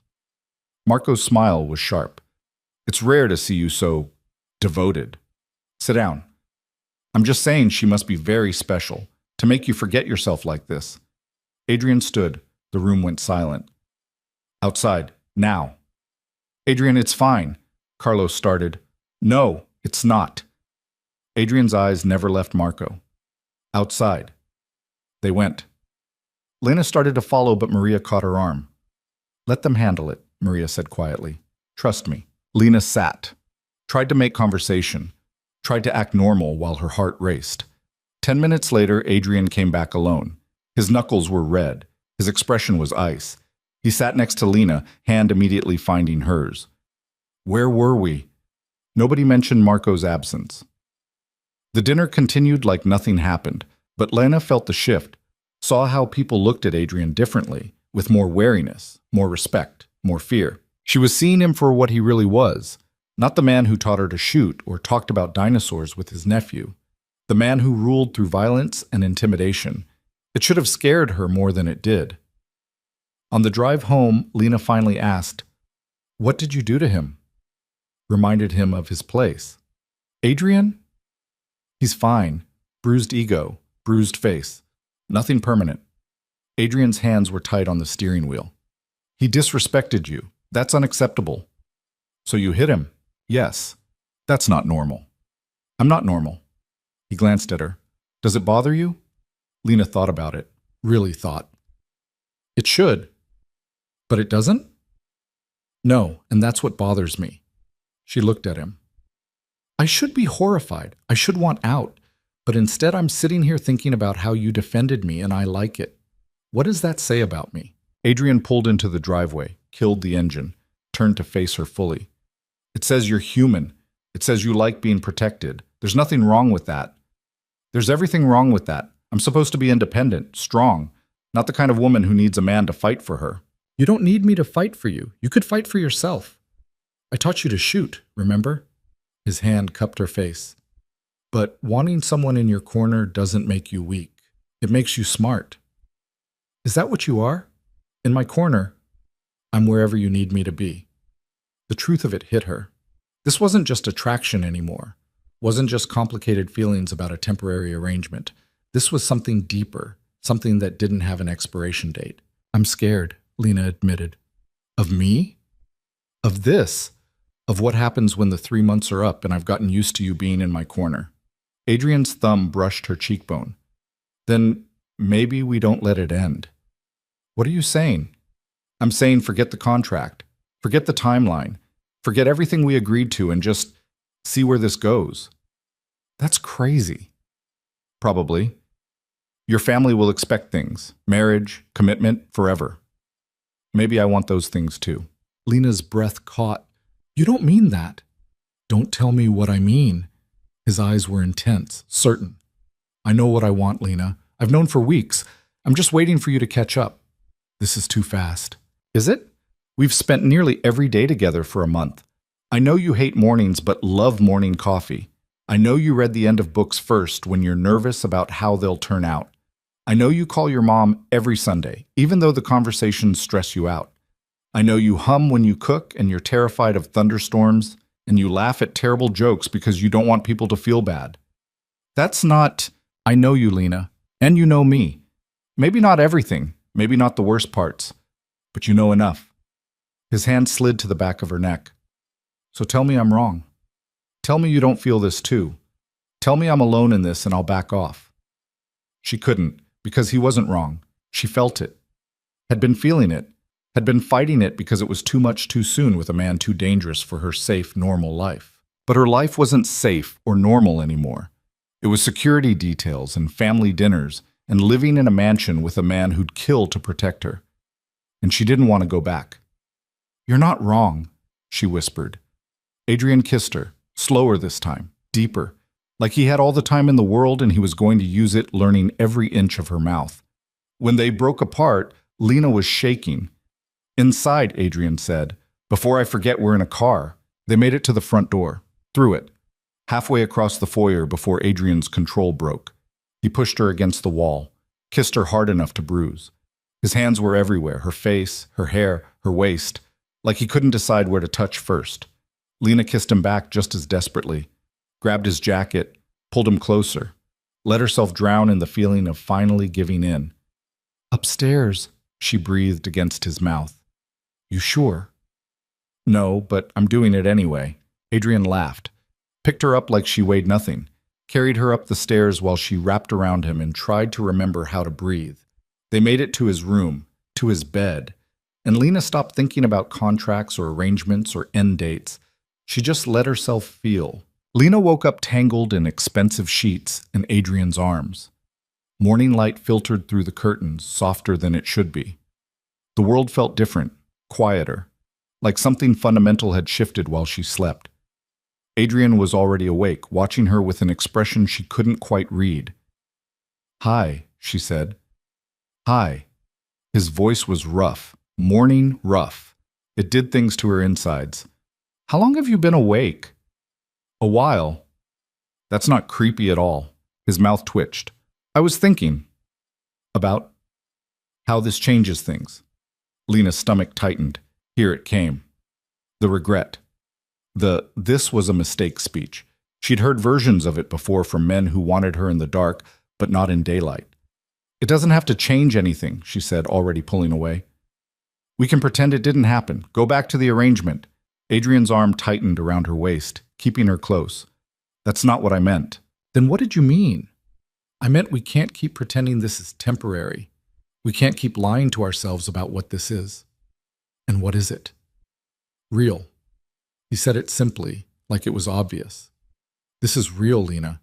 What I feel for you is real, and I think what you feel for me is too. Her heart was hammering. Adrian, I'm not asking you to marry me tomorrow. I'm not asking you to commit to forever right now. I'm just asking you to stop pretending you don't want this.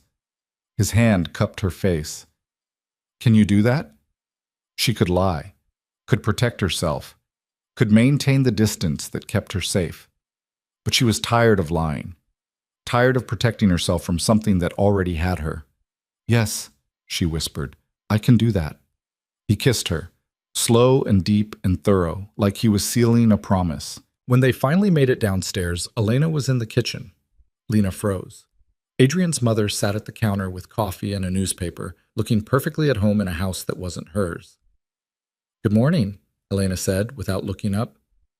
There's coffee, and I made breakfast. You both look like you need it.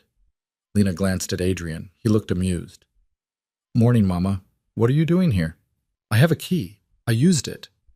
Elena finally looked at them, her eyes sharp. Sit. Eat. We need to talk. They sat. Elena pushed plates toward them. Eggs, toast, fruit, real food, the kind mothers made. So, Elena said, are you two going to tell me the truth, or do I have to drag it out of you? Lena's stomach dropped. What? The truth about how you met, about this relationship. Elena's eyes moved between them. I'm not stupid. I know my son. I know when he's hiding something. Adrian's face was carefully blank. I don't know what you mean. Please. You show up with a girl nobody's heard of. She's clearly not from our world. You're suddenly devoted after years of refusing every woman we introduced you to, and she looks at you like she's not sure if she should run or stay. Elena sipped her coffee. So I'll ask again. What's really going on? Lena's mouth went dry. This was it, the moment everything fell apart. But Adrian's hand found hers under the table, squeezed once. You're right, he said. I wasn't completely honest. Elena waited. We met at her work. I came in regularly. I was interested. She said no. Multiple times. Because she could tell I was trouble. Adrian's thumb stroked Lena's knuckles. When she finally said yes, I brought her to family dinner because I wanted to see if she could handle it, handle us, handle my life. And? Elena's eyes were on Lena now. And she's still here, Adrian said quietly, despite everything. Despite the danger and the lies and the weight of what being with me means, she's still here. Is that true? Elena asked Lena directly. Are you here because you want to be? Lena could feel the weight of the question, the real question underneath, not just about being in this kitchen, but being in this life. Yes, she said. I'm here because I want to be. Elena studied her for a long moment. Then she smiled. Good, because I like you. And my son needs someone who isn't afraid to tell him no. The tension broke. Lena could breathe again. So what happens now? Elena asked. Are you two actually together, or are you still figuring it out? Adrian looked at Lena. We're together. Good. Elena stood, gathering her purse. Then you'll both come to Sunday dinner. And Lena, wear something comfortable. Sophia's bringing her new boyfriend, and Maria's kids will destroy anything fancy. She left before either of them could respond. Lena stared at the door. Did that just happen? She knew. Adrian didn't sound surprised. Probably from the beginning. And she's okay with it? My mother's okay with anything that makes me less miserable. He pulled Lena closer. She likes you. That's not easy to earn. What if she finds out about the original arrangement, the contract? She won't. And even if she did, I don't think she'd care. The why doesn't matter anymore. Only the what is. Lena wanted to believe that, wanted to trust that the foundation of lies wouldn't crack under the weight of what they were building. But doubt was a persistent thing. The next few days settled into a new normal. Lena still had her own room but rarely slept there. Adrian still worked long hours but came home to her. They had dinner together, talked, laughed, fought occasionally about stupid things like whether to watch a movie or read. It felt domestic, real. It terrified her. Wednesday afternoon, Lena was reading in Adrian's study when her phone rang. Unknown number. She almost didn't answer. Hello? Lena Brooks? A woman's voice, professional, cold. Who's asking? My name is Detective Sarah Reeves. I'm with the Organized Crime Division. I'd like to ask you some questions about Adrian Varela. Lena's blood went cold. I don't know what you're talking about. I think you do. We've been watching Mr. Varela for quite some time. We know about his business operations, his family's activities, and we know about you. I haven't done anything wrong. I didn't say you had. But you're living with a dangerous man, Miss Brooks. A man who's involved in activities that could get you arrested. Or killed. I'm offering you a way out. I don't need a way out. Don't you? You were a waitress a month ago. Now you're living in a mansion, attending family dinners with known criminals, and dating a man who's suspected of multiple felonies. That doesn't strike you as worth questioning? Lena's hand tightened on the phone. I'm not answering questions without a lawyer. Smart. But Miss Brooks, think about this. When Adrian Varela goes down, and he will go down, Everyone close to him goes too. His family, his associates, his girlfriend. The detective's voice softened slightly. You seem like a nice person. Wrong place, wrong time. Help us and we can protect you, keep you out of it. I have nothing to say to you. My offer stands. When you change your mind, and you will, call me. The detective rattled off a number. Think about it, Miss Brooks. Think about who you're protecting and what it's costing you. The line went dead. Lena sat there shaking, staring at her phone, her mind racing. The police were watching Adrian, watching her. They thought she was involved, thought she could be turned. She should tell Adrian, right now, immediately. But something stopped her, because what if the detective was right? What if Adrian's world was about to collapse and she'd be buried in the rubble? She was still sitting there when Adrian came home an hour later. He took one look at her face and knew something was wrong. What happened? Nothing. Lena. I'm fine, just tired. He didn't believe her. She could see it in his eyes, but he didn't push. Just pulled her close and held her until the shaking stopped. That night, Lena lay awake while Adrian slept beside her. She stared at the ceiling and tried to figure out what she was doing, who she was becoming. A month ago, she was a waitress with simple problems. Rent, bills, exhaustion. Now she was sleeping with a crime boss, lying to his family, and being investigated by the police. This was insane, but when Adrian's arm tightened around her in his sleep, pulling her closer like even unconscious he needed her near, she couldn't bring herself to leave. Sunday dinner was chaos. Maria's kids ran wild. Sophia's new boyfriend looked terrified.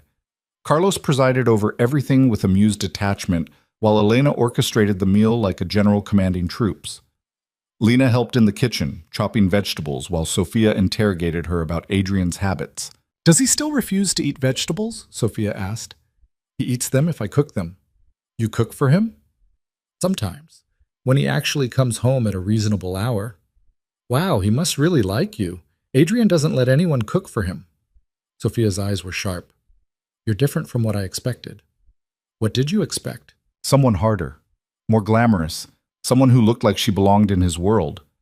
Sophia's smile was almost kind. But I like this better. You're real. He needs real. Everyone keeps saying that. Because it's true. Adrian spends so much time performing, being what everyone expects. But with you, he's just him. Sophia bumped Lena's shoulder. Don't hurt him, okay?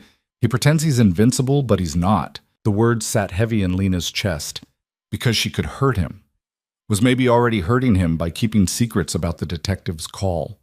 Dinner was loud and warm, and everything family dinners should be. Lena sat between Adrian and Maria's 4-year-old, who insisted on sharing his mashed potatoes with her. Adrian's hand was casual on her thigh. His smile was real. For a few hours, Lena let herself forget about detectives and investigations and futures that might not exist. She let herself just be here, in this moment, with these people who'd somehow become hers. After dinner, Carlos pulled Adrian aside. Man talk, Elena said with an eye roll. Lena found herself on the back patio with Sophia and Maria, watching the kids play in the yard. Can I ask you something? Maria said. And you can tell me to mind my business if you want. Okay. Do you love him? Lena's breath caught. That's pretty direct. I'm a direct person, and I want to know if my brother's falling for someone who's going to break his heart. I wouldn't. Lena stopped, tried again. It's complicated. Love usually is. We haven't known each other that long. So? My husband proposed after 3 weeks.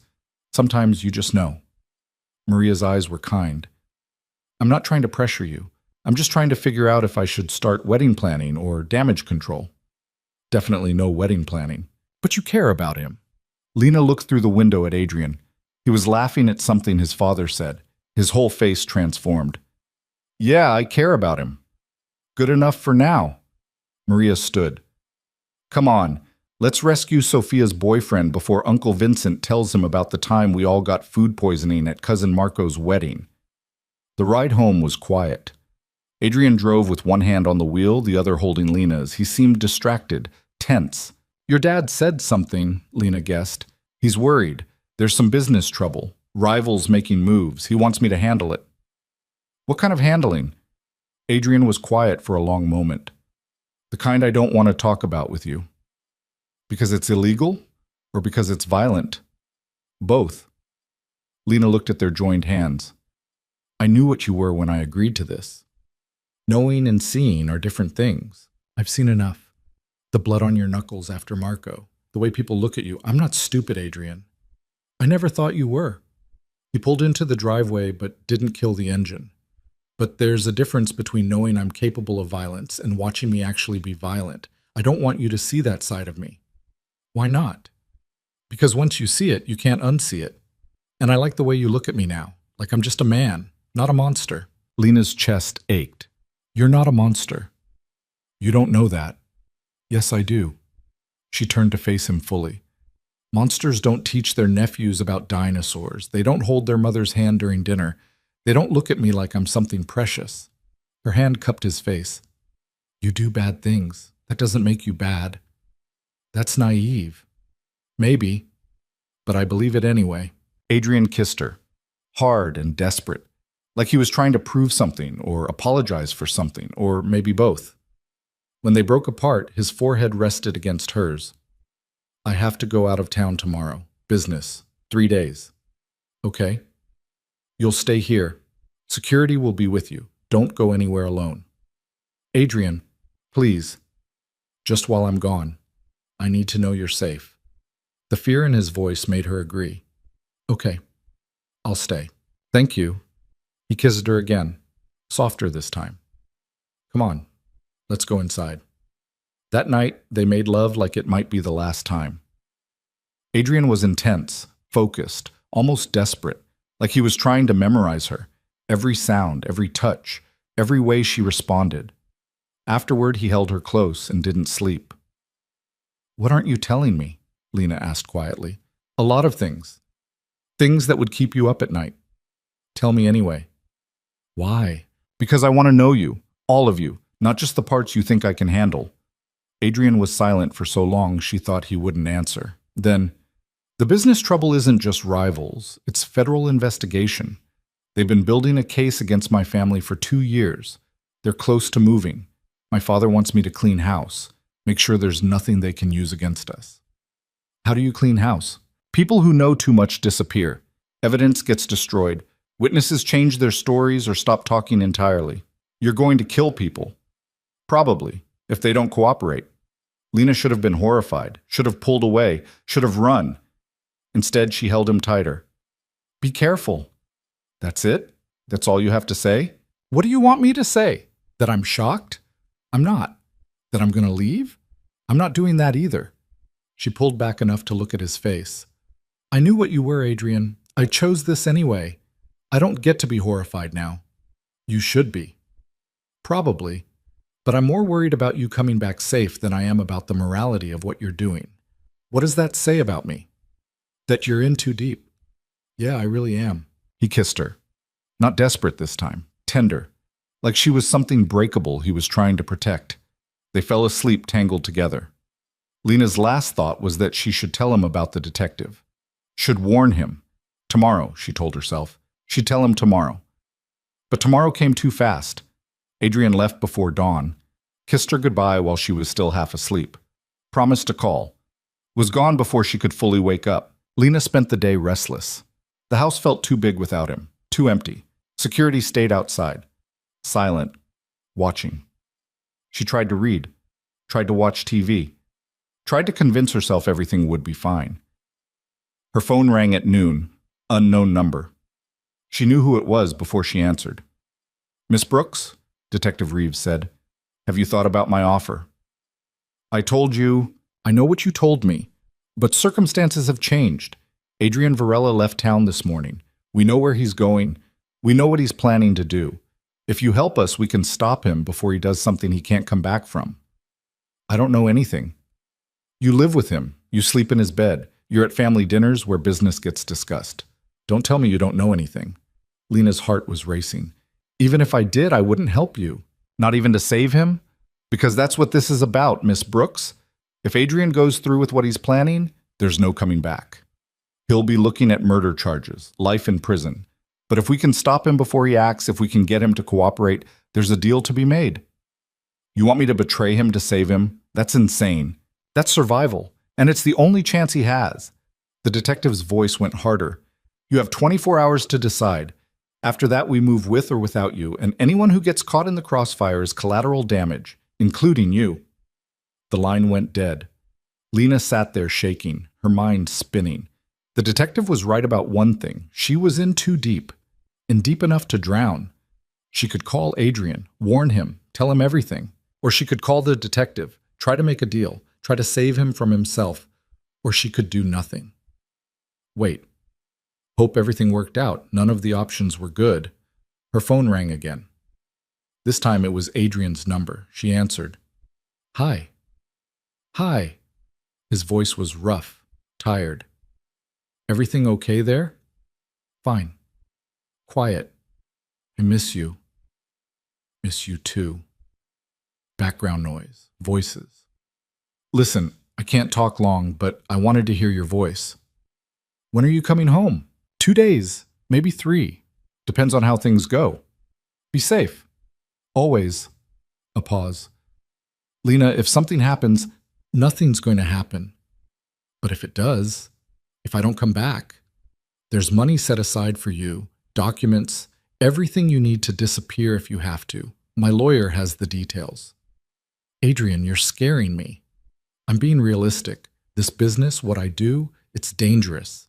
I need to know you're protected. I don't want your money. I want you to come home. I will. I promise. More background noise. Someone calling his name. I have to go. I love you. The words hit her like a punch. He'd never said that before. Never even hinted at it. Adrian, I know. It's too soon. It's too fast. But I'm saying it anyway because I might not get another chance. His voice went soft. I love you, Lena, and I'm sorry for dragging you into this. I have to go. Lock the doors. Don't trust anyone. I'll call you tomorrow. He hung up before she could respond. Lena sat there holding her phone, tears streaming down her face. He loved her, and she loved him, and the police were closing in and she had to decide whose side she was on. That night, Lena didn't sleep. She paced Adrian's room, stared at her phone, tried to figure out the right answer. There wasn't one. By morning, she'd made her decision. She called the detective. Miss Brooks, I'm glad you called. I'll help you, Lena said, but on my terms. I want immunity, full immunity for me, and a deal for Adrian. Not life in prison, something he can survive. That depends on what you give us. I can give you enough to take down his rivals, the people he's targeting right now. But you leave his family alone. You leave him alone. That's not how this works. Then we don't have a deal. Lena's voice was steady, even though her hands shook. I'm not helping you destroy him, but I can help you stop what's about to happen. Take it or leave it. The detective was quiet. Then, I'll talk to my supervisor. Call you back in an hour. You have 30 minutes. Lena hung up, stared at her phone, tried not to throw up. She'd just made a deal with the devil. Or maybe she'd made a deal with the angels to save the devil. Either way, there was no going back. 20 minutes later, her phone rang. We have a deal, Detective Reeves said. But you need to meet with us. Today. Give us everything you know. And Miss Brooks, if you're lying to us, the deal's off and you go down with him. I understand. There's a coffee shop on 5th and Main. Be there in 2 hours. Come alone. The line went dead. Lena stood in Adrian's room, surrounded by his things, his scent, his presence. She was about to betray him to save him. He'd never forgive her, but he'd be alive, free, safe. That had to be enough. She grabbed her purse and headed for the door. The security outside would follow. She'd have to lose them. She made it to the garage, got in Adrian's car. He'd left her the keys, told the security she needed groceries. They followed in another car. She drove to the store. Went inside, went out the back delivery entrance, caught a cab, lost them. By the time she walked into the coffee shop on 5th and Main, she was shaking so hard she could barely stand. Detective Reeves was waiting in a back booth, professional, cold, everything Adrian wasn't. Lena sat down. Tell me everything, the detective said, and Lena started talking. Lena told the detective everything, almost everything. She told her about the rival families, the names Adrian had mentioned in passing, the places he'd said he was going. She gave them enough to stop whatever violence was about to happen. But she didn't tell them about the family, about Carlos or Elena or the kids who played dinosaurs. She didn't mention the private accounts or the legitimate businesses that funded the rest. She protected what mattered. When she finished, Detective Reeves studied her with something that might have been respect. "That's good information," the detective said. We can work with this." "And the deal?" "Immunity for you. Reduce charges for Adrian if he cooperates. That's the best I can do." "What kind of reduced charges?" "Depends on what we find. But if everything you told me checks out, and if he's willing to testify against the rivals, we can probably keep him out of prison. Probation, community service, he walks away clean enough. He'll never testify. Then he goes to prison. That's his choice." The detective leaned forward. "You did the right thing, Miss Brooks. I know it doesn't feel like it, but you probably saved his life." Lena wasn't sure about that. Wasn't sure about anything anymore. She left the coffee shop feeling hollowed out, like she'd carved away pieces of herself and left them on that table. The cab ride back to the mansion was a blur. She paid the driver with shaking hands, walked through the front door expecting security to tackle her for disappearing. Instead, Maria was sitting in the living room. "Where the hell have you been?" Maria stood, face tight with worry. "Security called me an hour ago freaking out because you vanished. Adrian's going to lose his mind when he finds out." "I needed air. I went for a walk." "A walk? You ditched trained security for a walk?" Maria's eyes were sharp, too sharp. "What's really going on?" "Nothing. I just needed space." "Lena." Maria's voice went soft, dangerous. "I'm not stupid. You're pale. You're shaking. Something happened. Tell me." "I can't. Can't or won't. Both." Maria studied her for a long moment, then sighed. "Fine. But when Adrian calls, and he will call, you better have a better story than 'I went for a walk,' because he'll see through it in about 2 seconds. Maria left. Lena climbed the stairs to Adrian's room and locked the door. Her phone rang 10 minutes later. Adrian. She let it ring. Couldn't face his voice, couldn't lie to him directly. He called 3 more times, then texted, "Answer your phone." Then, "Security said you disappeared. Are you okay?" Then, "Lena, I swear if something happened to you..." Finally, "Please, just tell me you're safe." She texted back, "I'm fine, needed space. I'm sorry." 3 dots appeared. Disappeared. Appeared again. "We'll talk when I get home." That was it. No anger, no demands, just a promise that scared her more than yelling would have. Lena spent the rest of the day in a fog. She tried to read, tried to eat, ended up staring at the wall and wondering what she'd done. She'd betrayed him. No matter how she tried to frame it, that's what it was. She'd gone to the police, made a deal, given them information, even if it was to save him, even if her intentions were good. He'd never see it that way. Night came. Adrian didn't call again. Lena lay in his bed, surrounded by his scent, and tried not to cry. She failed. The next morning brought news. It was all over the television. Federal raid on a warehouse outside the city.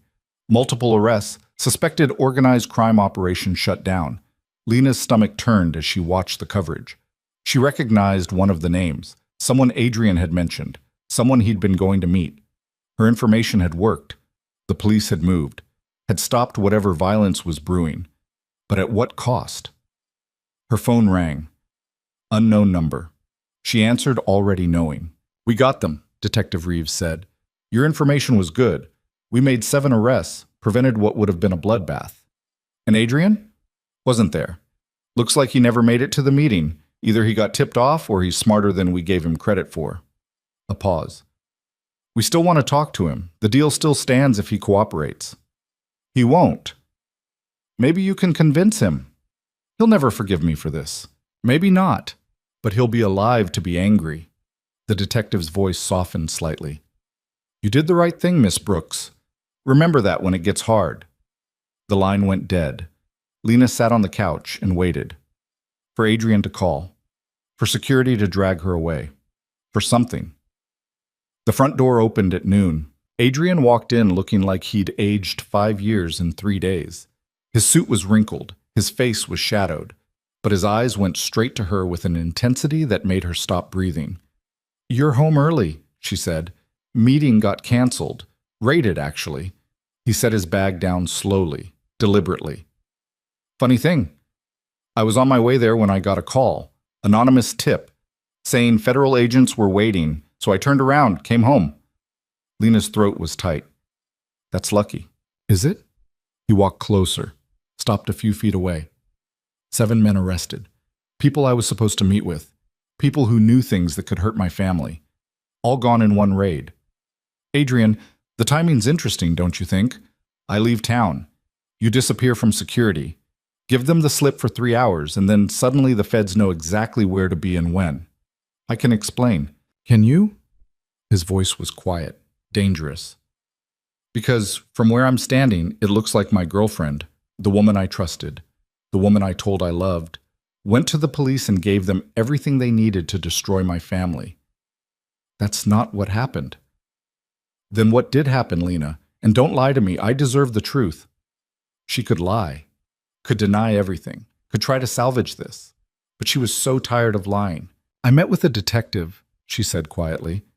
"She called me, told me you were planning something that would get you killed or arrested, offered me a deal, immunity for me, reduced charges for you if you cooperate." Adrian's face went cold. "And you took it." "I took it because I was trying to save you." "Save me? You betrayed me. You went behind my back to the fucking police." His voice was rising now, getting louder. "Do you have any idea what you've done? Those men you helped arrest? They have families, lawyers. They'll talk to save themselves, and what they know could bring down everyone I care about. I didn't give them anything about your family. Just the rivals. Just the people you were going to hurt. You think that makes it better?" He laughed, harsh and bitter. "You think the feds will stop there? They'll use those arrests to pressure people, to make deals, to climb the ladder until they get to my father, to me. The detective said, the detective lied to you. They all lie. That's what they do. They promise immunity and deals and protection, and then they fuck you over the second you're not useful anymore." Adrian ran his hands through his hair. "How could you be so stupid?" The word hit like a slap. "I was trying to help you," Lena said. "You told me you loved me. Told me you might not come back. I couldn't just sit here and do nothing while you got yourself killed. So you decided to destroy me instead. I was trying to save you." "I didn't ask you to save me. I asked you to trust me, to stay out of it." He was in her space now, close enough that she could see the fury in his eyes, the betrayal. "I told you things I've never told anyone. I let you into my life, into my family, and you repaid that by going to my enemies. They're not your enemies, they're the law. In my world, they're the same thing." He stepped back, put distance between them like he couldn't stand to be close to her. "I want you out." The words hit harder than anything else. "What?" "Out of my house. Out of my life. We're done." "Adrian, please." "No, there's no coming back from this. You made your choice. You chose them over me. So now you get to live with that." His eyes were ice, empty. "I'll have your things packed. You'll get the rest of the money we agreed on. Consider the contract fulfilled, but I never want to see you again." "You don't mean that." "I've never meant anything more in my life." He pulled out his phone, made a call, spoke in clipped Spanish, hung up. "A car will be here in 20 minutes. I suggest you use that time to gather whatever you can't live without. Everything else will be sent to wherever you're staying." "I don't have anywhere to go. That's not my problem anymore." He walked past her toward the stairs. Stopped. Didn't turn around. "For what it's worth, I really did love you. That wasn't a lie. But love doesn't mean shit when there's no trust." He went upstairs, left her standing there. Lena stood frozen. She'd known he'd be angry, had expected yelling, had prepared for his rage. But this cold dismissal was worse. This felt final. She grabbed her purse, her phone, the few things scattered around the living room that were hers. The car arrived. Same driver as always. He wouldn't meet her eyes. She got in, gave him her old address, the apartment she'd left weeks ago. The drive felt longer than it should have. Every mile was distance from Adrian, from the life she'd briefly had, from the man she'd fallen for and destroyed in the same breath. Her old building looked smaller than she remembered, shabbier. The apartment was exactly as she'd left it, managed to keep the lease even though she hadn't lived there. It felt like a museum of her old life. She sat on her bed and finally let herself cry. Really cry. The kind of crying that came from the chest and made it hard to breathe. She'd lost him. She'd been trying to save him, and she'd lost him anyway. Her phone buzzed, a text from an unknown number. "The deal still stands. Call me when you're ready to move forward. Detective Reeves." Lena threw her phone across the room. She didn't leave the apartment for 2 days, ignored calls from Maria, from Sophia, from Elena, who somehow had her number. On the third day, someone knocked on her door. She almost didn't answer. But the knocking was persistent. Elena stood in the hallway, perfectly dressed, perfectly composed, perfectly terrifying. "We need to talk," Elena said. I don't care what Adrian wants right now. I care about what happened, and I'm not leaving until you tell me." Lena let her in because refusing Adrian's mother felt impossible. Elena looked around the tiny apartment with something like sadness. "So this is where you lived before?" "Yeah. It's small. It's what I could afford." Elena sat on the worn couch without hesitation, gestured for Lena to sit. "Tell me what happened. The real story. Not whatever version my son is telling himself." So Lena told her. Everything. The detective's calls, the threats, the fear, the impossible choice between watching Adrian destroy himself or trying to stop him. When she finished, Elena was quiet for a long time. "You went to the police," Elena said finally. "To save him." "Yes." "And now he hates you for it." "Yes." "My son is an idiot," Elena said it calmly, matter of fact. "He's always been an idiot about pride. Gets it from his father. He has a right to be angry. I betrayed his trust." "Did you? Or did you make an impossible choice in an impossible situation?" Elena leaned forward. "Lena, listen to me. I've been in this life for 30 years. I've watched men I love make choices that destroyed them. I've buried friends. I've lied to police. I've cleaned up blood. And I've learned that sometimes the bravest thing you can do is break the rules to save someone." He doesn't see it that way. No, he doesn't. Because he's terrified. Elena's eyes were sharp. "You scared him. You showed him that you're willing to go against him if you think it's right. That you're not just going to follow blindly. And that's terrifying to a man who's used to control." "I didn't mean to scare him. I meant to save him." "I know. And deep down, he knows too. He's just too stubborn and too hurt to admit it." Elena stood. "Give him time. Let him process. He'll come around. And if he doesn't, then he's a bigger fool than I raised him to be." Elena moved to the door, paused. "For what it's worth, I'm glad you did what you did. Those men he was going to meet, they would have killed him, made it look like rival violence. The feds didn't just stop a raid, they saved my son's life." "How do you know that?" "Because I know this world. I know how these things work." Elena's smile was sad. "You saved him, Lena, whether he admits it or not, and I won't forget that." She left Lena sitting in her apartment with a tiny seed of hope. A week passed, then 2. Lena went back to work at Rosie's. Mickey welcomed her back without questions. The routine was familiar, comforting, normal, but normal felt hollow now, like wearing clothes that didn't fit anymore. She saw the news, saw the trials starting, the plea deals, the dominoes falling exactly like Adrian predicted. But his name never came up. Neither did his father's. The investigation seemed to stop at the people she'd helped arrest. Maybe the detective had kept her word. Maybe the deal had actually worked. Lena tried not to think about it, tried not to think about Adrian, failed constantly. 3 weeks after she left, Sophia showed up at the diner at closing time. "You look like hell," Sophia said, sliding onto a stool. "Thanks. You look great too." "I'm serious. You've lost weight, you have dark circles, and you're hiding in this diner like it's a bomb shelter." Sophia's eyes were sympathetic. "He's not doing any better, by the way." Lena's hand stilled on the counter. "I don't want to know." "Too bad. You're going to hear it anyway." Sophia leaned forward. "He's miserable, barely sleeps, barely eats, snaps at everyone. Maria's kids are scared of him. Mom's ready to smack him. And Dad keeps asking when you're coming to dinner." "I'm not coming to dinner. Adrian made it clear he doesn't want to see me." "Adrian's an idiot. We've established this." Sophia drummed her fingers on the counter. Look, I'm not here to convince you to come crawling back. You don't deserve that. But I am here to tell you that whatever you did, whatever he thinks you did, he's punishing himself more than you. Good. Is it? Because from where I'm sitting, you both are miserable. You both love each other, and you're both too stubborn to fix it. Sophia stood. Family dinner is Sunday, 5 p.m. Mom's house. Show up or don't. But know that we want you there, even if my idiot brother can't admit it. She left before Lena could respond. Sunday came. Lena told herself she wasn't going. Told herself a dozen times throughout the day.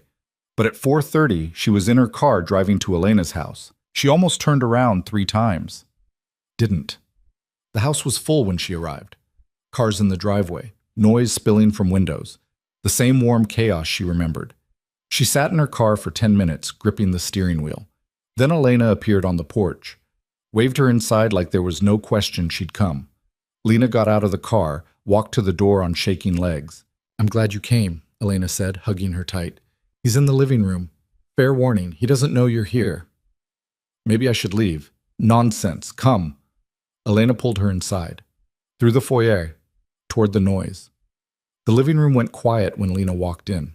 Everyone stared. Maria's face lit up. Sophia smirked. Carlos looked amused, and Adrian froze. He was on the couch with his nephew.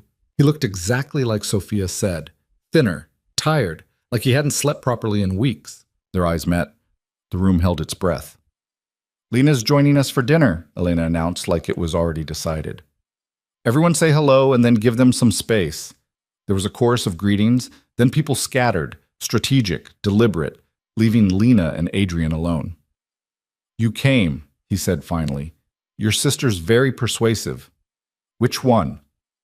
Both of them, actually. Silence stretched between them. Heavy, loaded. I'm sorry, Lena said quietly. I'm sorry I went behind your back. I'm sorry I didn't trust you to handle it. I'm sorry I hurt you. But you're not sorry you did it. No, I'm not. Because you're alive, you're here, you're free, and those men who wanted you dead are in prison. She met his eyes. I'd do it again. Exactly the same way. Because losing you to your pride is better than losing you to a bullet. Adrian stared at her. You're infuriating. I know. You went to the police. Do you have any idea how insane that is? Yes. You could have gotten yourself killed, could have gotten my family hurt. But I didn't. I was careful. I protected what mattered. You should have told me. You would have stopped me. Of course I would have stopped you. His voice rose. Because it was dangerous and stupid, and it worked. Lena stepped closer. It worked, Adrian. You're safe. Your family's safe. The investigation stopped where I wanted it to stop. The detective kept her word. This time. What about next time? There won't be a next time, because I'm not going anywhere near police or deals or any of it ever again. She was right in front of him now, close enough to touch. I did it once, to save you. And I'd do it again if I had to.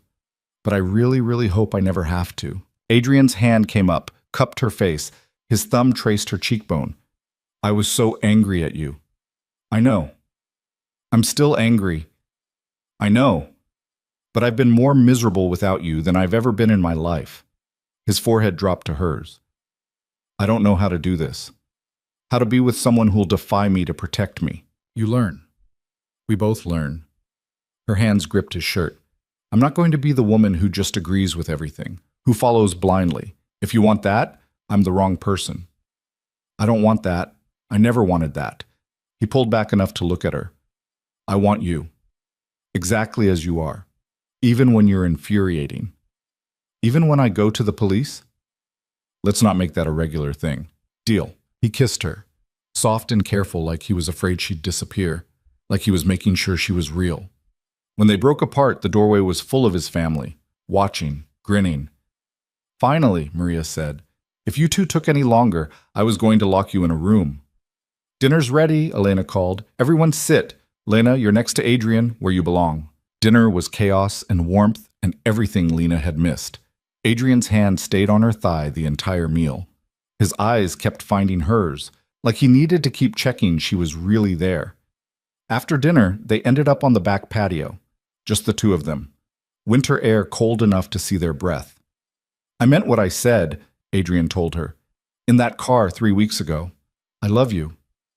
I love you too. I should have said it then. I should have said it 100 times.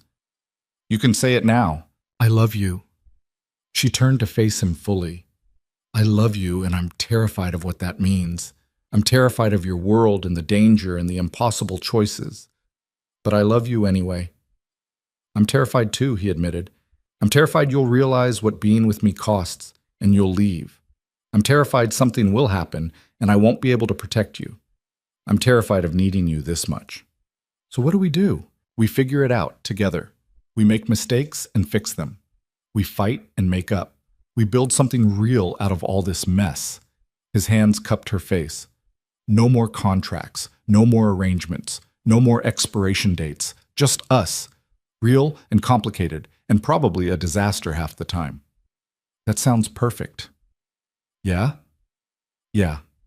He kissed her under the winter stars, and Lena let herself believe in futures and forevers and love that started with lies but became truth. 6 months later, Lena moved back into the mansion, not into a guest room, into Adrian's room, into his life, permanently. A year after that, they got married. Small ceremony, just family. Elena cried. Carlos gave a toast about love being worth the risk. Maria's kids were ring bearers and stole the show, and Lena wore a ring that symbolized something that started as an arrangement and became everything. The police investigation ended. The detective moved on to other cases. The rivals went to prison or disappeared into witness protection. Adrian's family stayed safe, stayed together. Adrian slowly pulled back from the darker parts of the business. Not completely, not overnight, but piece by piece he found ways to do less violence, make better choices, build something legitimate. It wasn't perfect. There were still fights, still moments of fear, still nights where Lena woke up terrified something would take him from her. But there were more moments of peace, of laughter, of Adrian teaching their nephew about dinosaurs, of family dinners that felt like home, and there were quiet moments, just the two of them, where Adrian would pull her close and whisper that she saved him, not just from the raid or the violence or the police, from himself, from a life that was all duty and no joy, from forgetting what it meant to be human. Lena would remind him that he saved her too, from a life that was all survival and no living, from thinking she had to be alone to be safe, from settling for less than she deserved. They saved each other, imperfectly, messily, with mistakes and second chances and love that refused to give up, because that's what love is, not the fairy tale, not the perfect story, but the choice to stay, to fight, to believe that broken things can be made whole if you're willing to do the work. And they were willing, every single day. Years later, when people asked how they met, Lena would smile and say it was complicated. Because it was. Because some stories don't fit into neat boxes or simple explanations. Some stories are messy and dangerous and start with lies. Some stories involve crime bosses and waitresses and deals that should have been disasters. But the best stories, the ones worth telling, are the ones where people choose each other anyway. Where love happens not despite the complications, but because of them. Where a one-night arrangement becomes forever. Where fake becomes so real it hurts. Where a woman learns that strength isn't doing everything alone, and a man learns that control isn't the same as safety. Where two broken people build something beautiful out of all the jagged pieces. That was their story. Imperfect, complicated, real. And it was theirs. Completely.